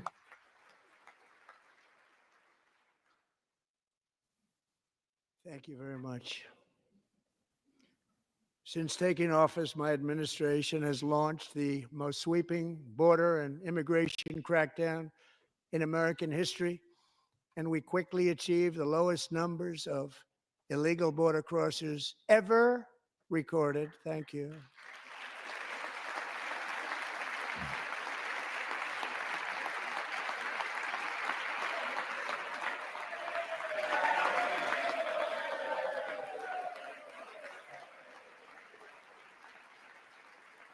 The media and our friends in the Democrat Party kept saying we needed new legislation. We must have legislation to secure the border. But it turned out that all we really needed was a new president.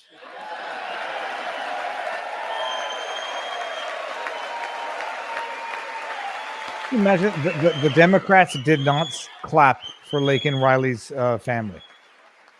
Scum of the earth.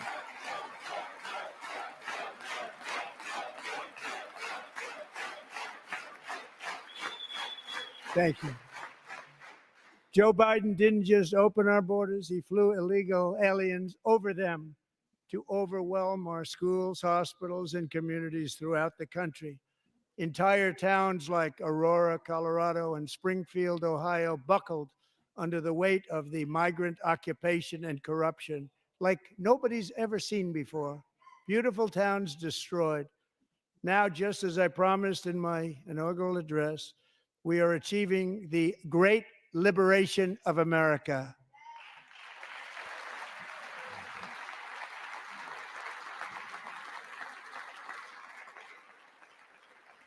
But there still is much work to be done. Here tonight is a woman I have gotten to know, Alexis Nungari from Houston. Wonderful woman. Last June, Alexis's 12-year-old daughter, her precious Jocelyn, walked to a nearby convenience store. She was kidnapped, tied up, assaulted for 2 hours under a bridge, and horrifically murdered. Arrested and charged with this heinous crime are 2 illegal alien monsters from Venezuela, released into America by the last administration through their ridiculous open border. The death of this beautiful 12-year-old girl and the agony of her mother and family touched our entire nation greatly. Alexis, I promised that we would always remember your daughter, your magnificent daughter. And earlier tonight, I signed an order keeping my word to you. One thing I have learned about Jocelyn is that she loved animals so much. She loved nature. Across Galveston Bay, from where Jocelyn lived in Houston, you'll find a magnificent national wildlife and stand refuge, a pristine, peaceful, 34,000-acre sanctuary for all of God's creatures on the edge of the Gulf of America.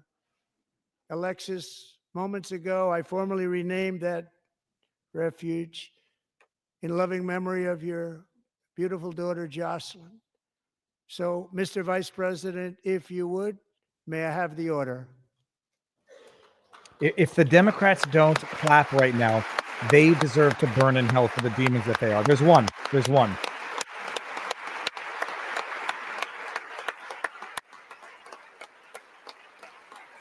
There you go. I've just tweeted out. They're fucking demons. There was that one person in the red who stood up. Good for her, whoever that was. Or the one in the whatever that color was, maroon.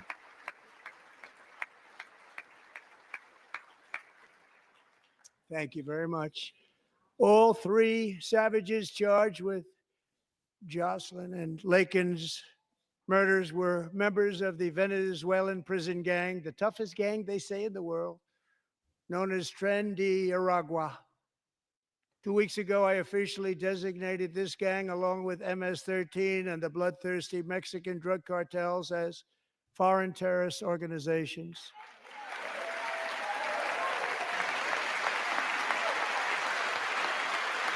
I actually can't believe that the Democrats refuse to stand for that. But he said Gulf of America, so I can't stand because it's political now. They are now officially in the same category as ISIS, and that's not good for them. Countless thousands of these terrorists were welcomed into the U.S. by the Biden administration. But now every last one will be rounded up and forcibly removed from our country, or, if they're too dangerous, put in jails, standing trial in this country, because we don't want them to come back ever. With us this evening is a warrior on the front lines of that battle, Border Patrol Agent Roberto Ortiz. Great guy.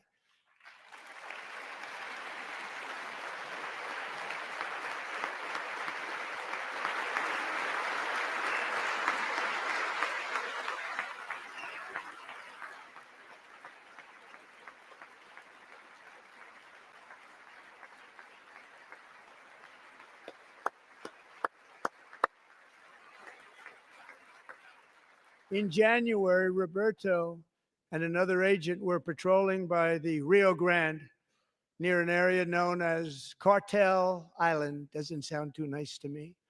When heavily armed gunmen started shooting at them, Roberto saw that his partner was totally exposed, at great danger, and he leapt into action, returning fire and providing crucial seconds for his fellow agent to seek safety, just barely. I have some of the prints of that event, and it was not good.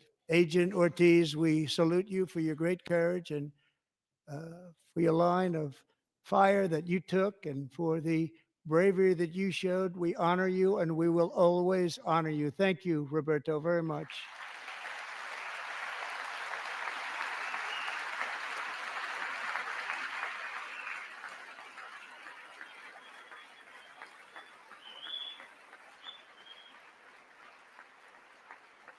Thank you, Roberto. And I actually got to know him on my many calls to the border. He's a great, great gentleman. The territory to the immediate south of our border is now dominated entirely by criminal cartels that murder, rape, torture, and exercise total control. They have total control over a whole nation, posing a grave threat to our national security. The cartels are waging war in America, and it's time for America to wage war on the cartels, which we are doing.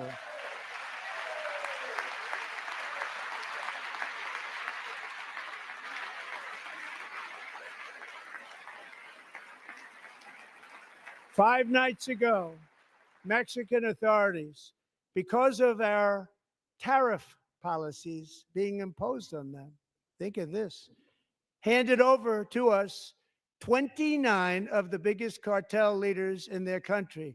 That has never happened before. They want to make us happy. First time ever. But we need Mexico and Canada to do much more than they've done, and they have to stop the fentanyl and drugs pouring into the USA. They're going to stop it.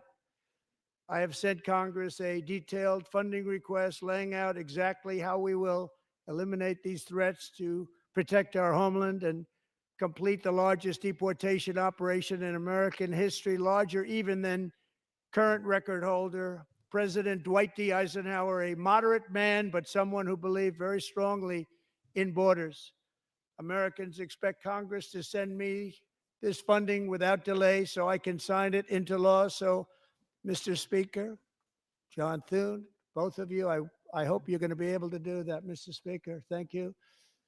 Mr. Leader, thank you. Thank you very much. And let's get it to me. I'll sign it so fast, you won't even believe it.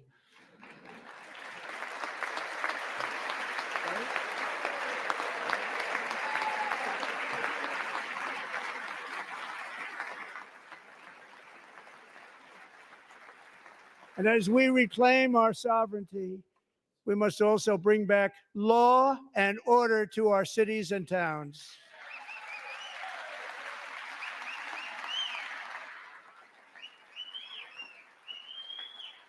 In recent years, our justice system has been turned upside down by radical left lunatics.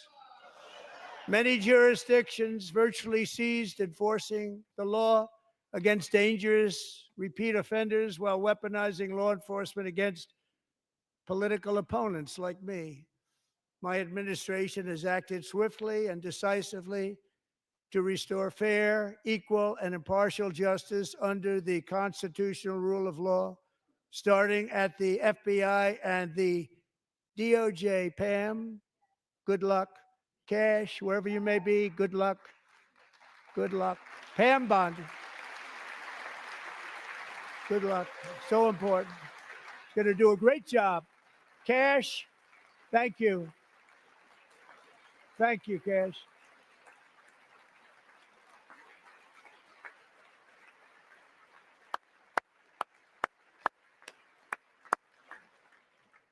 They've already started very strong. They're going to do a fantastic job. You're going to be very proud of them. We're also once again giving our police officers the support, protection, and respect they so dearly deserve. They have to get it. They have such a hard, dangerous job, but we're going to make it less dangerous. The problem is the bad guys don't respect the law, but they're starting to respect it, and they soon will respect it. This also includes our great fire departments throughout the country. Our firemen and women are unbelievable people, and we'll never forget them. And besides that, they voted for me in record numbers, so I have no choice.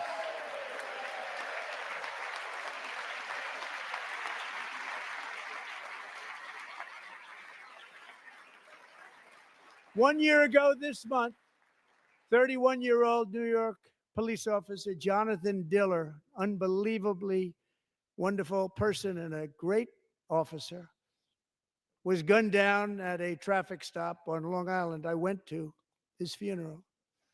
The vicious criminal charged with his murder had 21 prior arrests, and they were rough arrests, too. He was a real bad one. The thug in the seat next to him had 14 prior arrests and went by the name of Killer. He was Killer. He killed other people, they say, a lot of them. I attended Officer Diller's service, and when I met his wife and one-year-old son, Ryan, it was very inspirational, actually. His widow's name is Stephanie, and she is here tonight. Stephanie, thank you very much, Stephanie. Thank you very much.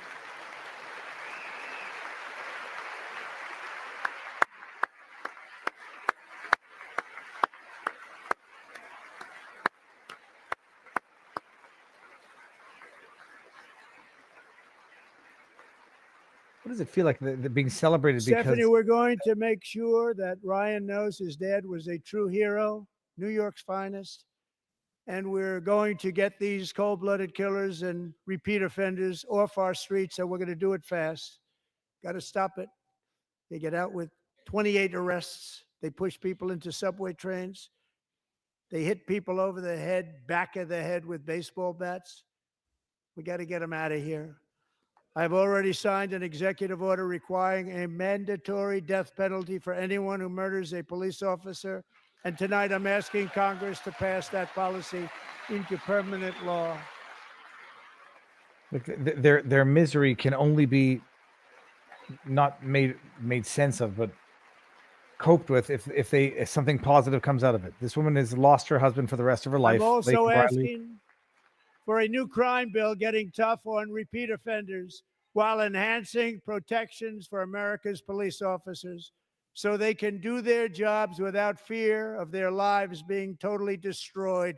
They don't want to be killed. We're not going to let them be killed. Kick him out. Joining us in the gallery tonight is a young man who truly loves our police. His name is DJ Daniel. He is 13 years old, and he has always dreamed of becoming a police officer.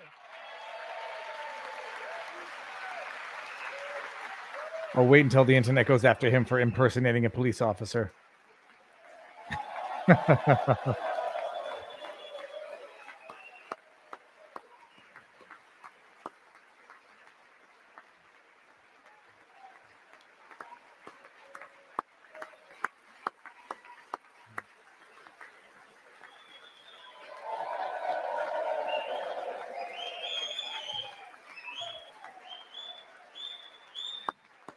This kid looks kind of uncomfortable. But in 2018, DJ was diagnosed with brain cancer.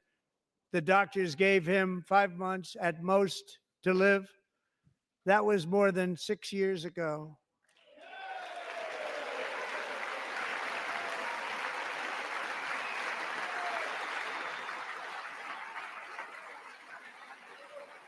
Oh, now let's see. Now let's see if the left stands up. Do they stand up? They're not showing us the left.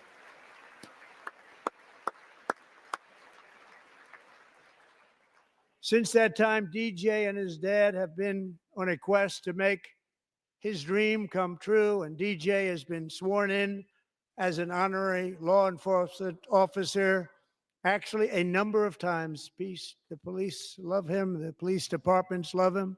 And tonight, DJ, we're going to do you the biggest honor of them all. I am asking our new Secret Service Director, Sean Curran, to officially make you an agent of the United States Secret Service. That explains the uniform, people. It was tongue in cheek. Okay.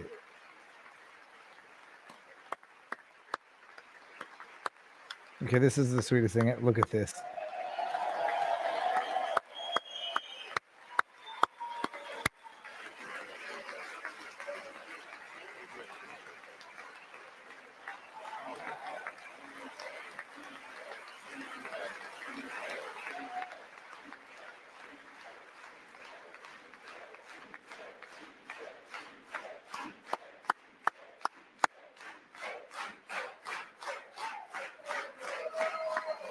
Thank you, DJ. Did we see both sides standing DJ's up? No, we doctors didn't. believe his cancer likely came from a chemical he was exposed to when he was younger. Since 1975, rates of child cancer have increased by more than 40%. Reversing this trend is one of the top priorities for our new presidential commission to make America healthy again, chaired by our new Secretary of Health and Human Services, Robert F. Kennedy, Jr.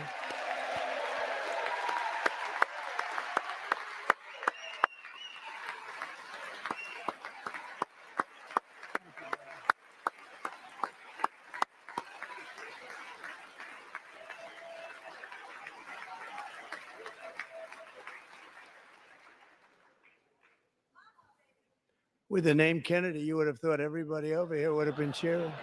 How quickly they forget.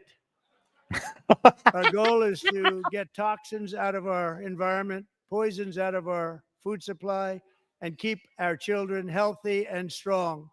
As an example, not long ago, and you can't even believe these numbers, 1 in 10,000 children had autism, 1 in 10,000.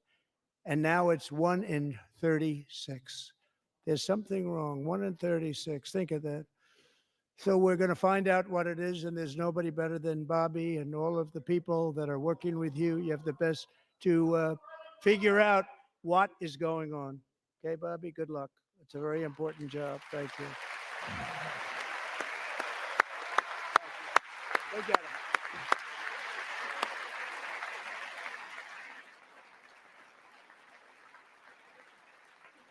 Thank you. My administration is also working to protect our children from toxic ideologies in our schools. A few years ago, January Littlejohn and her husband discovered that their daughter's school had secretly socially transitioned their 13-year-old little girl. Teachers and administrators conspired to deceive January and her husband while encouraging her daughter to use a new name and pronouns. They, them pronoun, actually, all without telling January, who is here tonight and is now a courageous advocate against this form of child abuse. January, thank you. Thank you. Thank you very much. Thank you.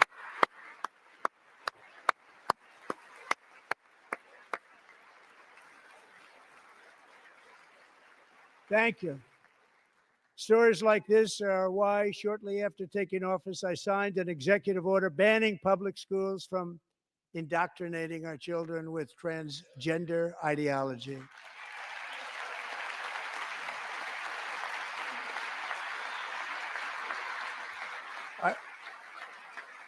I also signed an order to cut off all taxpayer funding to any institution that engages in the sexual mutilation of our youth.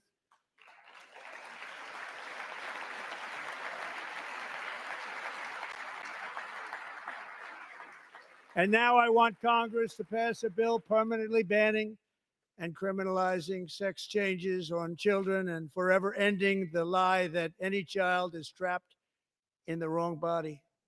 This is a big lie.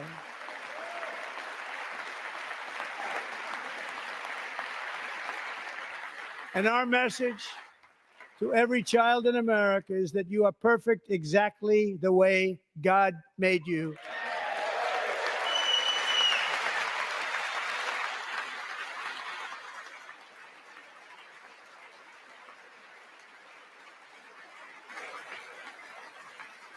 Because we're getting wokeness out of our schools and out of our military, and it's already out, and it's out of our society. We don't want it.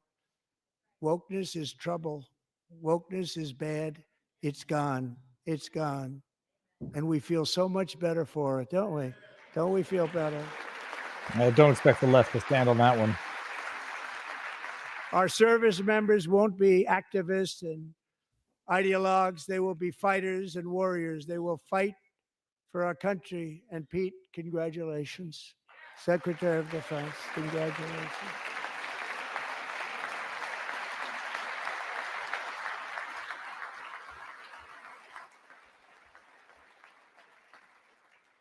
And he's not big into the woke movement, I can tell you. I know him well. I am pleased to report that in January, the U.S. Army had its single best recruiting month in 15 years, and that all armed services are having among the best recruiting results ever in the history of our services. What a difference. Show both sides. I guarantee you the left is not standing up for this. They don't care about the military either. And you know, it was just a few months ago where the results were exactly the opposite. We couldn't recruit anywhere. We couldn't recruit. Now we're having the best results just about that we've ever had. What a tremendous turnaround. It's really a beautiful thing to see. People love our country again. It's very simple. They love our country and they love being in our military again. So it's a great thing. And thank you very much. Great job. Thank you.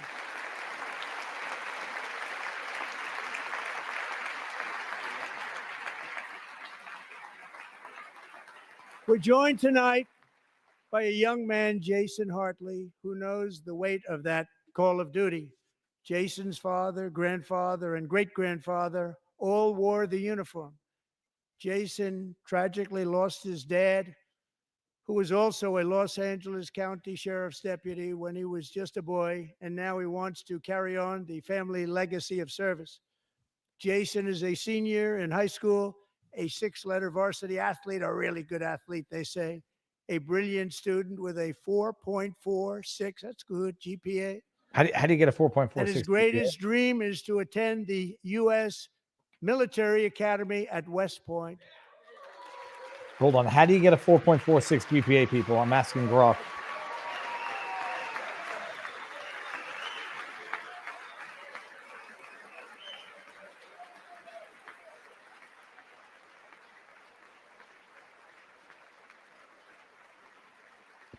It says some high schools go to 4.5 with an A or even 5. And Jason, that's a very big deal getting in. That's a hard one to get into. But I'm pleased to inform you that your application has been accepted. You will soon be joining the Corps of Cadets. So apparently, if you're in like an AP class, you can get a grade on a 4.5, so you can technically have a 4.46 GPA. If you get like an A triple plus, I'm joking. It's 3 AP classes with 5.0, 2 regulars with a 4.0. You can get a 4.46 GPA. Okay, it's technically possible. In fact, anybody who tries to make fun of Trump for saying that he's so stupid you can't get more than a 4.0, you're gonna bust him. Thank you. Jason, you're going to be on the long gray line, Jason. As Commander-in-Chief, my focus is on building the most powerful military of the future. As a first step, I'm asking Congress to fund a state-of-the-art Golden Dome missile defense shield to protect our homeland, all made in the USA.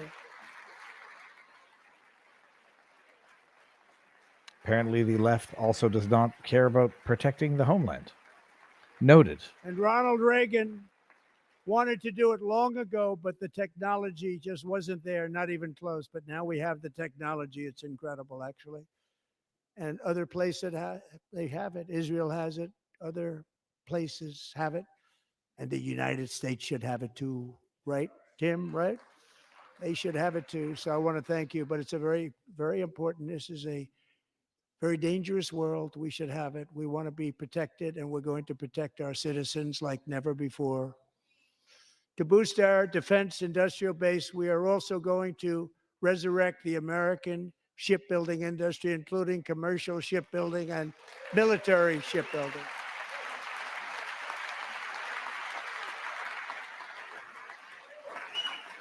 And for that purpose, I am announcing tonight that we will create a new Office of Shipbuilding in the White House and offer special tax incentives to bring this industry home to America where it belongs. We used to make so many ships. We don't make them anymore very much, but we're going to make them very fast, very soon.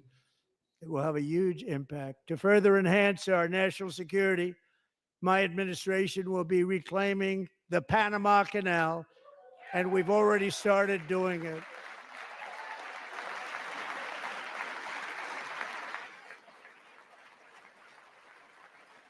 Just today, a large American company announced they are buying both ports around the Panama Canal and lots of other things having to do with the Panama Canal and a couple of other canals. The Panama Canal was built by Americans for Americans, not for others, but others could use it. But it was built at tremendous cost of American blood and treasure. 38,000 workers died building the Panama Canal. They died of malaria. They died of snake bites and mosquitoes. Not a nice place to work. They paid them very highly to go there, knowing there was a 25% chance that they would die. The most expensive project also that was ever built in our country's history, if you bring it up to modern day costs. It was given away by the Carter administration for $1. But that agreement has been violated very severely. We didn't give it to China. We gave it to Panama, and we're taking it back.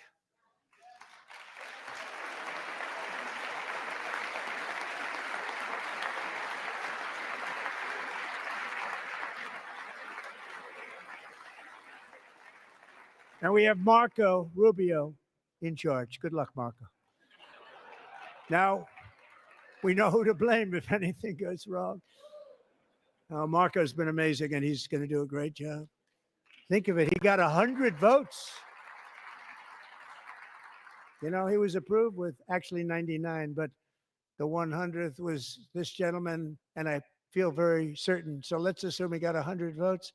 And I'm either very, very happy about that or I'm very concerned about it. But he's already proven. I mean, he's a great gentleman. He's respected by everybody, and we appreciate you voting for Marco. He's going to do a fantastic job. Thank you. Thank you. He's doing a great job. Great job. And I also have a message tonight for the incredible people of Greenland. We strongly support your right to determine your own future. And if you choose, we welcome you into the United States of America. We need Greenland for national security and even international security. And we're working with everybody involved to try and get it. But we need it really for international world security. And I think we're going to get it. One way or the other, we're going to get it. We will keep you safe. We will make you rich, and together we will take Greenland to heights like you have never thought possible before.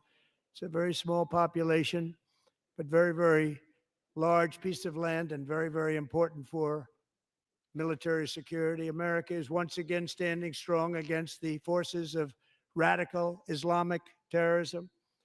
3.5 years ago, ISIS terrorists killed 13 American service members and countless others in the Abbey Gate bombing during the disastrous and incompetent withdrawal from Afghanistan. Not that they were withdrawing, it was the way they withdrew. Perhaps the most embarrassing moment in the history of our country. Tonight, I am pleased to announce that we have just apprehended the top terrorist responsible for that atrocity, and he is right now on his way here to face the swift sword of American justice.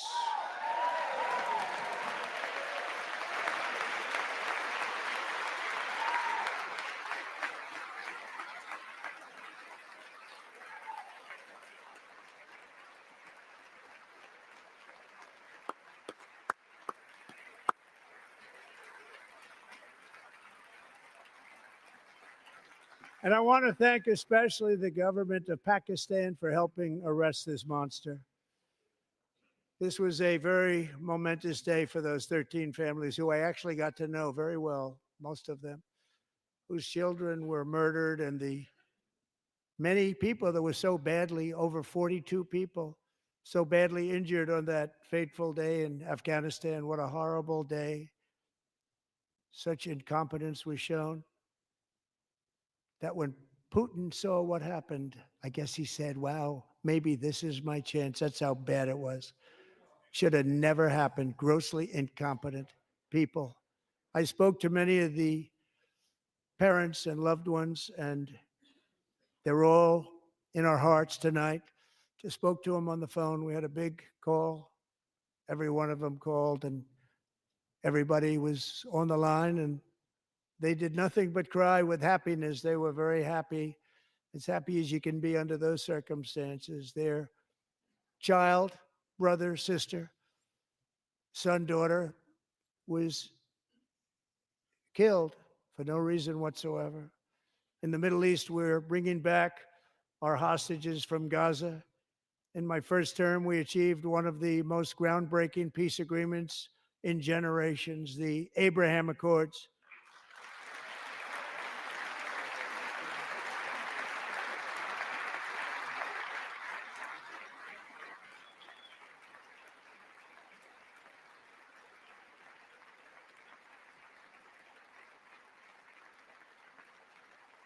And now we're going to build on that foundation to create a more peaceful and prosperous future for the entire region. A lot of things are happening in the Middle East. People have been talking about that so much lately with everything going on with Ukraine and Russia. But a lot of things are happening in the Middle East. It's a rough neighborhood, actually. I'm also working tirelessly to end the savage conflict in Ukraine. Millions of Ukrainians and Russians have been needlessly killed or wounded in this horrific and brutal conflict with no end in sight. The United States has sent hundreds of billions of dollars to support Ukraine's defense with no security, with no anything.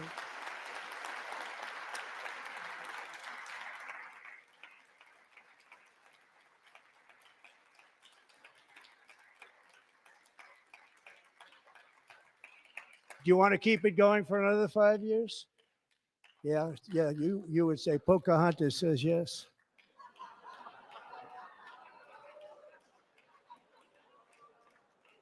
That was out of the blue. 2,000 People are being killed every single week. More than that. Unbelievable. They're Russian young people. They're Ukrainian young people. They're not Americans, but I want it to stop. Meanwhile, Europe has sadly spent more money buying Russian oil and gas than they have spent on defending Ukraine by far. Think of that. They've spent more buying Russian oil and gas than they have defending. And we've spent perhaps $350 billion. Perhaps. Like taking candy from a baby. That's what They're gonna- happened. they're gonna fact And check it. they've It's a lie. spent $100 billion. What a difference that is. No, it's And it's we only have 177 an billion. ocean separating us, and they don't. But we're getting along very well with them, and lots of good things are happening. Biden has authorized more money in this fight than Europe has spent by billions and billions of dollars. It's hard to believe that they wouldn't have stopped it and said at some point, come on, let's equalize. You got to be equal to us. But that didn't happen. Earlier today, I received an important letter from President Zelensky of Ukraine. The letter reads, Ukraine is ready to come to the negotiating table as soon as possible to bring lasting peace closer.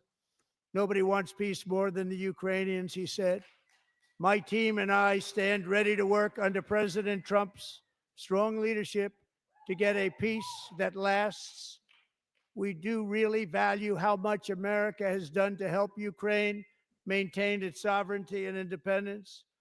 Regarding the agreement on minerals and security, Ukraine is ready to sign it at any time that is convenient for you. I appreciate that he sent this letter, just got it a little while ago. Simultaneously, we've had serious discussions with Russia and have received strong signals that they are ready for peace. Wouldn't that be beautiful? Wouldn't that be beautiful? Oh, wait. Are the Democrats going to stand up for this? Can we see the whole crowd, please? Whoever's the cameraman here, this is terrible. Yeah, we don't get to see the other side. Wouldn't that be beautiful? Oh, there we go. Okay, there we go. It's time to stop this madness. It's time to halt the killing. It's time to end this senseless war. If you want to end wars, you have to talk to both sides. Nearly 4 years ago, amid rising tensions, a history teacher named Mark Fogel was detained in Russia and sentenced to 14 years in a penal colony. Rough stuff. The previous administration barely lifted a finger to help him. They knew he was innocent, but they had no idea where to begin. But last summer, I promised his 95-year-old mother, Malphine, that we would bring her boy safely back home. After 22 days in office, I did just that, and they are here tonight.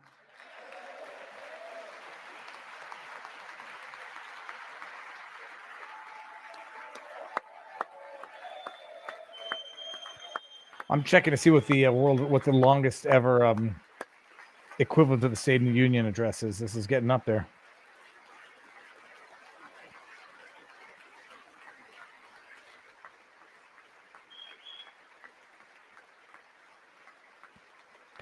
How long are we up to now? It's easily an hour and a half.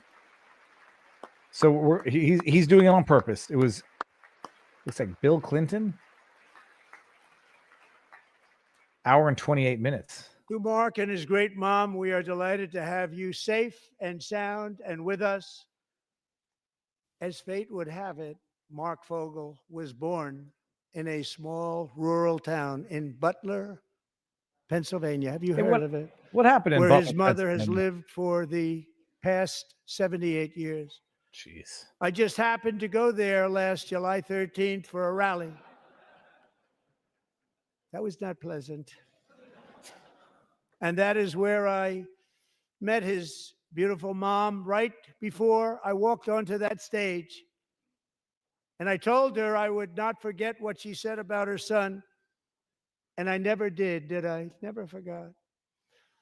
Less than 10 minutes later, at that same rally, gunfire rang out, and a sick and deranged assassin unloaded 8 bullets from his sniper's perch into a crowd of many thousands of people.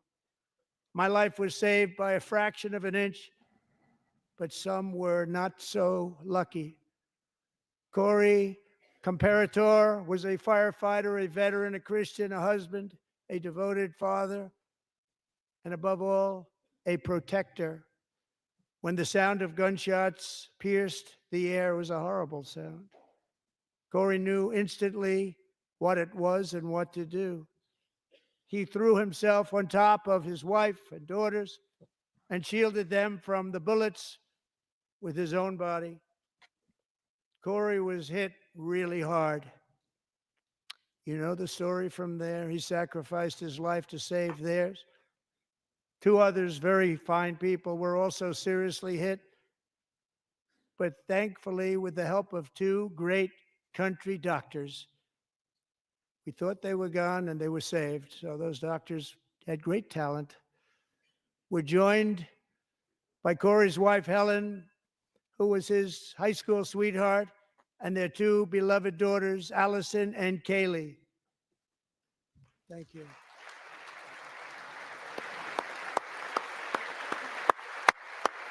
There's no amount of clapping on earth that can possibly attenuate the grief that they will live with for the rest of their lives.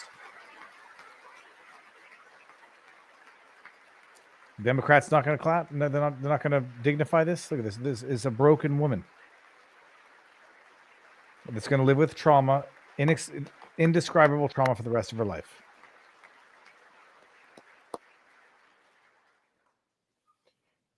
To Helen, Allison, and Kaylee, Corey is looking down on his three beautiful ladies right now, and he is cheering you on. He loves you.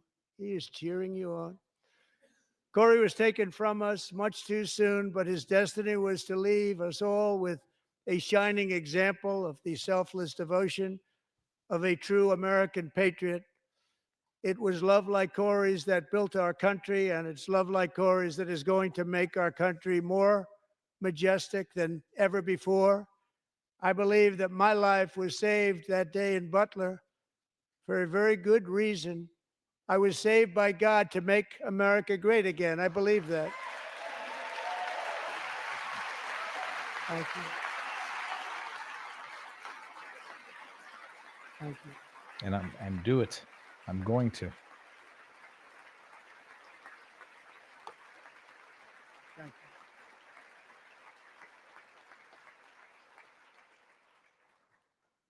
Thank you very much. From the patriots of Lexington and Concord to the heroes of Gettysburg and Normandy, from the warriors who crossed the Delaware to the trailblazers who climbed the Rockies, and from the legends who soared at Kitty Hawk to the astronauts who touched the moon, Americans have always been the people who defied all odds, transcended all dangers, made the most extraordinary sacrifices, and did whatever it took to defend our children, our country, and our freedom.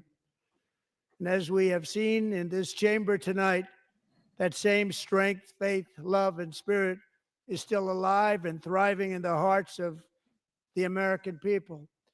Despite the best efforts of those who would try to censor us, silence us, break us, destroy us, Americans are today a proud, free, sovereign, and independent nation that will always be free, and we will fight for it till death. We will never let anything happen to our beloved country, because we are a country of doers, dreamers, fighters, and survivors. Our ancestors crossed a vast ocean, strode into the unknown wilderness, and carved their fortunes from the rock and soil of a perilous and very dangerous frontier. They chased our destiny across a boundless continent. They built the railroads, laid the highways, and graced the world with American marvels like the Empire State Building, the mighty Hoover Dam, and the towering Golden Gate Bridge. They lit the world with electricity, broke free of the force of gravity, fired up the engines of American industry, vanquished the communists, fascists, and Marxists all over the world, and gave us countless modern wonders sculptured out of iron, glass, and steel. We stand on the shoulders of these pioneers who won and built the modern age. these workers who poured their sweat into the skylines of our cities, these warriors who shed their blood on fields of battle and gave everything they had for our rights and for our freedom. Now it is our time to take up the righteous cause of American liberty. And it is our turn to take America's destiny into our own hands and begin the most thrilling days in the history of our country. This will be our greatest era. With God's help, over the next 4 years, we are going to lead this nation even higher, and we are going to forge the freest, most advanced, most dynamic, and most dominant civilization ever to exist on the face of this earth. We are going to create the highest quality of life, build the safest and wealthiest and healthiest and most vital communities anywhere in the world. We are going to conquer the vast frontiers of science, and we are going to lead humanity into space and plant the American flag on the planet Mars and even far beyond.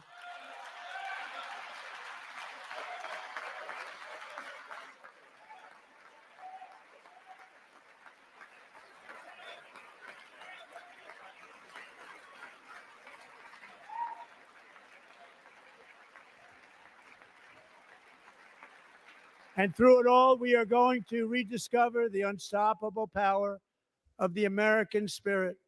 And we are going to renew unlimited promise of the American dream. Every single day, we will stand up and we will fight, fight, fight for the country our citizens believe in and for the country our people deserve.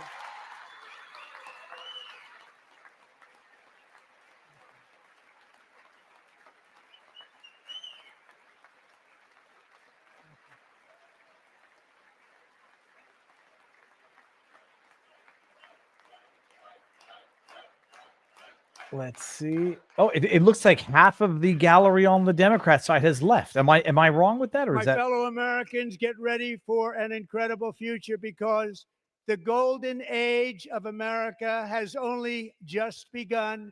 It will be like nothing that has ever been seen before. Thank you. God bless you, and God bless America.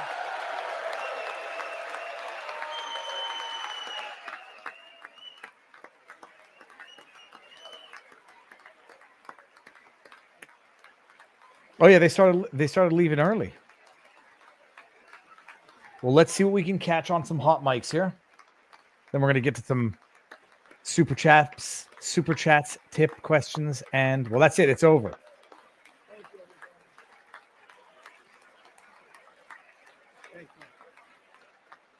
Was it a record for time? Is the question. Thank you very much.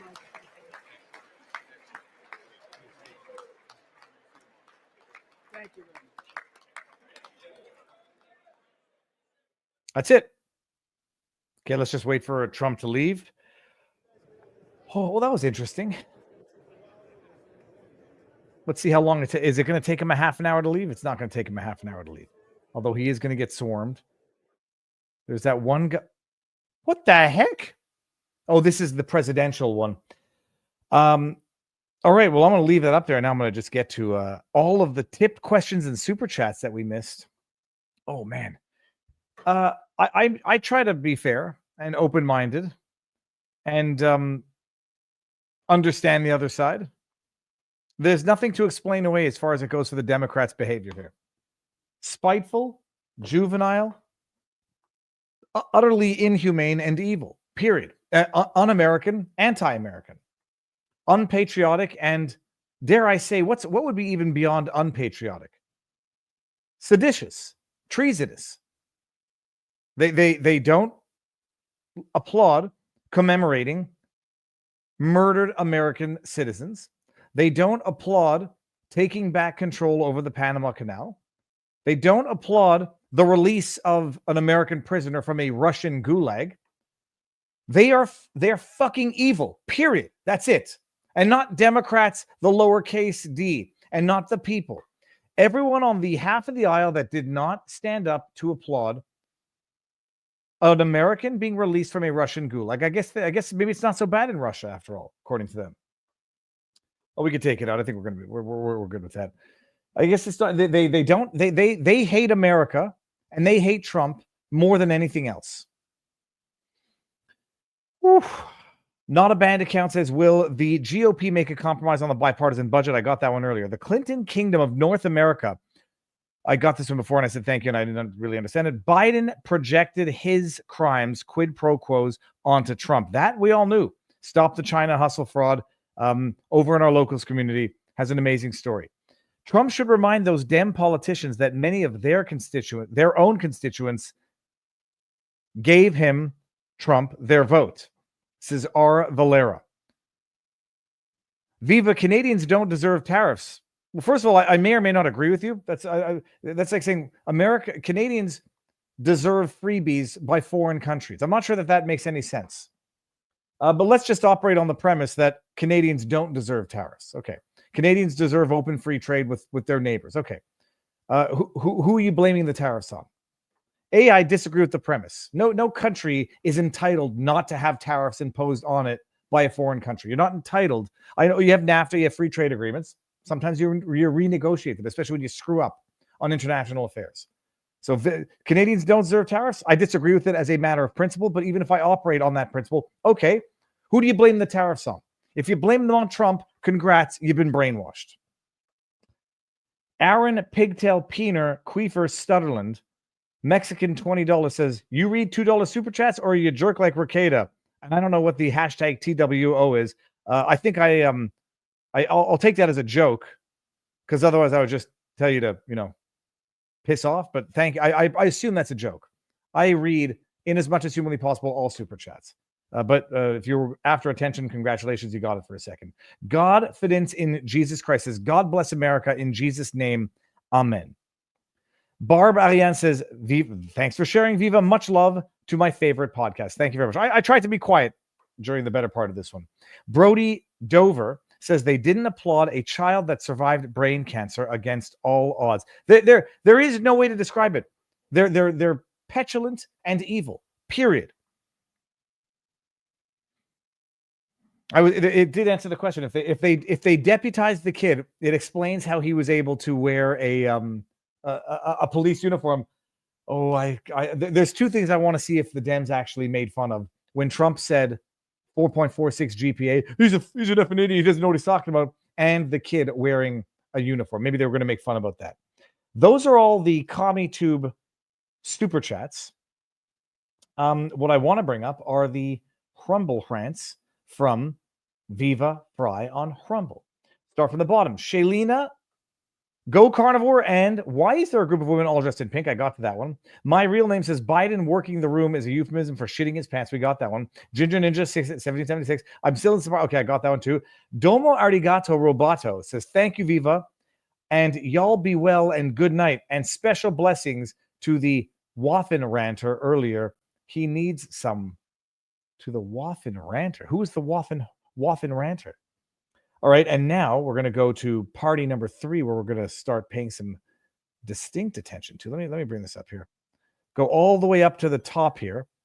Chien visage, which means dog face in French, over in our Viva Barnes Law.locals.com community says, since Barnes Viva bet and they think and then there is this link. Inside bitcoins.com, Polymarket users bet almost 1 million that Donald Trump will mention Bitcoin, Dogecoin, or crypto. Is there any words, expression that are betting options? He didn't mention. I'm flabbergasted he didn't mention a crypto reserve. But I'm not good at this, so don't listen to me. Go listen to Barnes.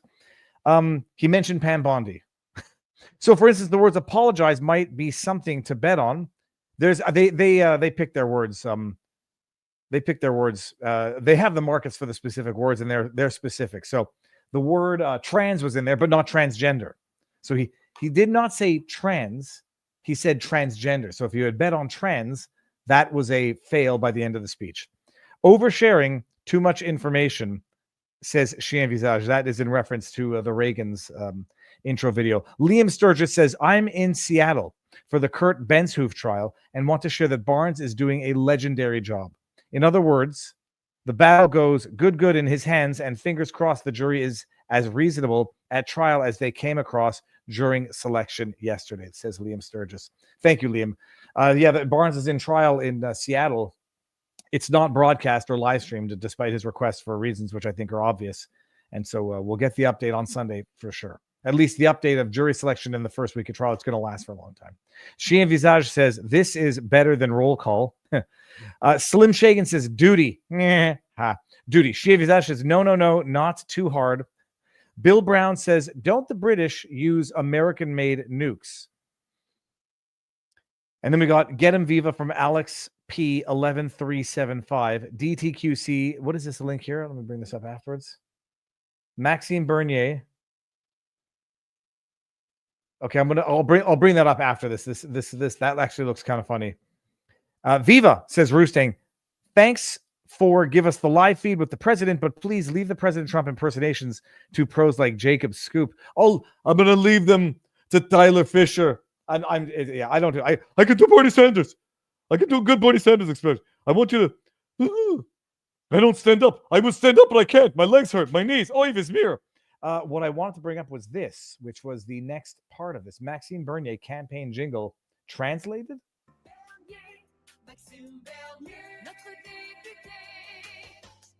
You want to come? I've been told to be quiet.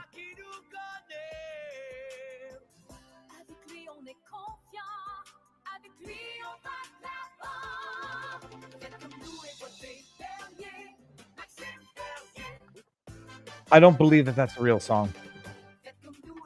Hold on a second. I don't believe that's a real song. The famous campaign jingle with English subtitles. Hold on. I don't know if this is real, and I don't want to be accused of. Hold on a second. Did Maxime Bernier jingle? If I see that, I don't know what that is. That was 5 years ago from Julianne Roan.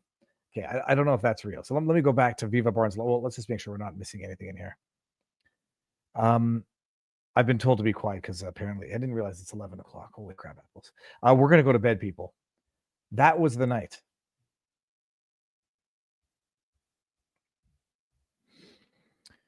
Truly unbelievable.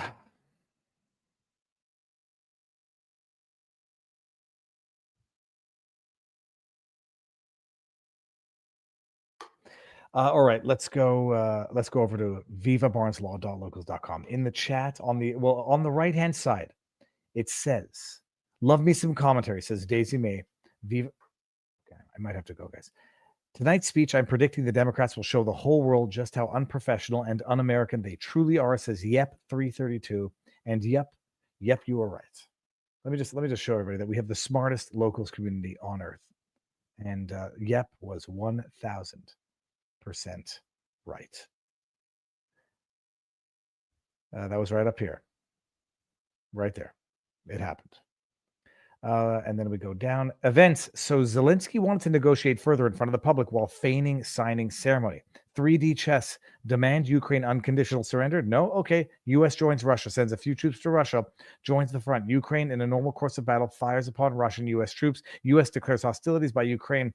U.S. is never fighting with Russia, period. But it is amazing that the rest of the world is pushing them towards that allyship.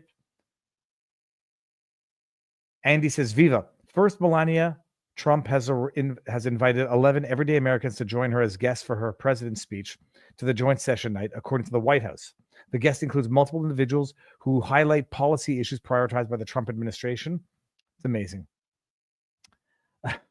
Fellatio for Biden. It's an obelisk, Vila, not a phallus, says Jacob 62. Yes, but what if an obelisk is a phallus, or a phallus is an obelisk? I got my Louis the Lobster, says Criped 7785, and I'm here for the commentary, says Binger Finger. Agreed, enough Canadians. Agreed, enough Canadians. I guess this is where agreed, period. Enough Canadians, exclamation point, could mean something that there's too many Canadians in America. Or it could be agreed, comma, enough Canadians, exclamation point, saying enough is enough Canadians. Or it's agreed enough, period. Canadians? I don't know about that last one. I can't wait to listen to the lefty whiny asses. Arrest, Schiff. Nope, can't hear now. Melania chaired a meeting about legislation against fake AI porn. Take It Down Act is something inspired by teenage. Yeah, I can absolutely appreciate the purpose of that law and the complications that can go into enforcing that law. And then we got Aaron picked up. Can you please say hi to Tukey? It's a green puppet. Dude, I don't know if this guy's just...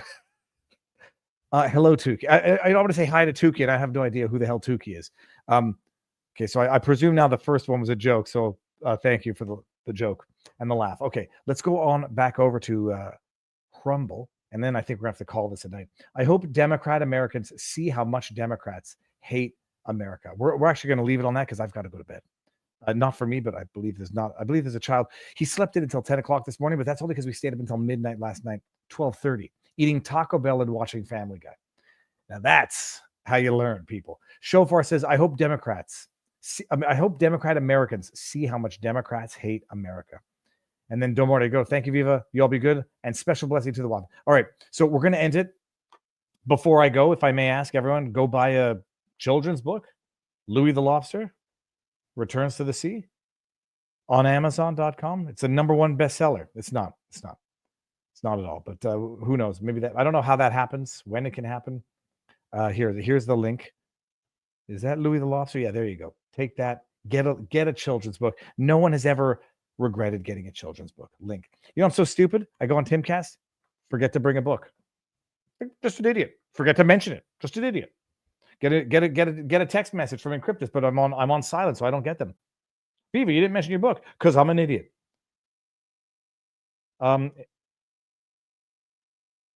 Okay, good. And let me see what's going on here. What is Dave rambling about on Twitter about Democrats being demons?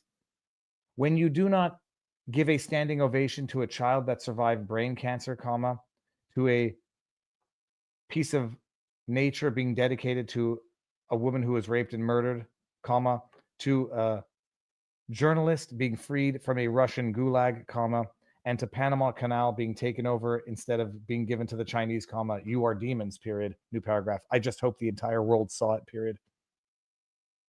Okay. That is one way to end the evening, people. Thank you all for being here. And at 12:30 tomorrow, Pat King, 12:30 noon, 12:30 Eastern, then 4 o'clock with the unusual suspects. I don't know what I'm going to talk about yet. I'll figure it out. But that was the State of the Union address, everybody. Enjoy it. I hope you enjoyed it. Make sure that you are liked, subscribed, notifications turned on before you leave. If you want to support everything over on vivabarneslaw.locals.com, that is the bestest place on earth to do it. RU Sport over on our local says, I regret that Trump didn't announce our withdrawal from the UN and NATO. The EU is planning on sending in their troops into Ukraine in order to pull us in per Article 5. Demons. vivabarneslaw.locals.com. If you're not already a member, become a member. It's either free if you just want to be a member, or you can support $10 a month, $100 a year. You get tons of great stuff, but much of it is open for everybody. So vivabarneslaw.locals.com, and go and enjoy the evening. And I'm going to go and try to sleep after I walk the dogs and stop sweating a little bit because I'm a little irritated. Godspeed, everyone. God bless. And I'll see you tomorrow, 12:30 Eastern.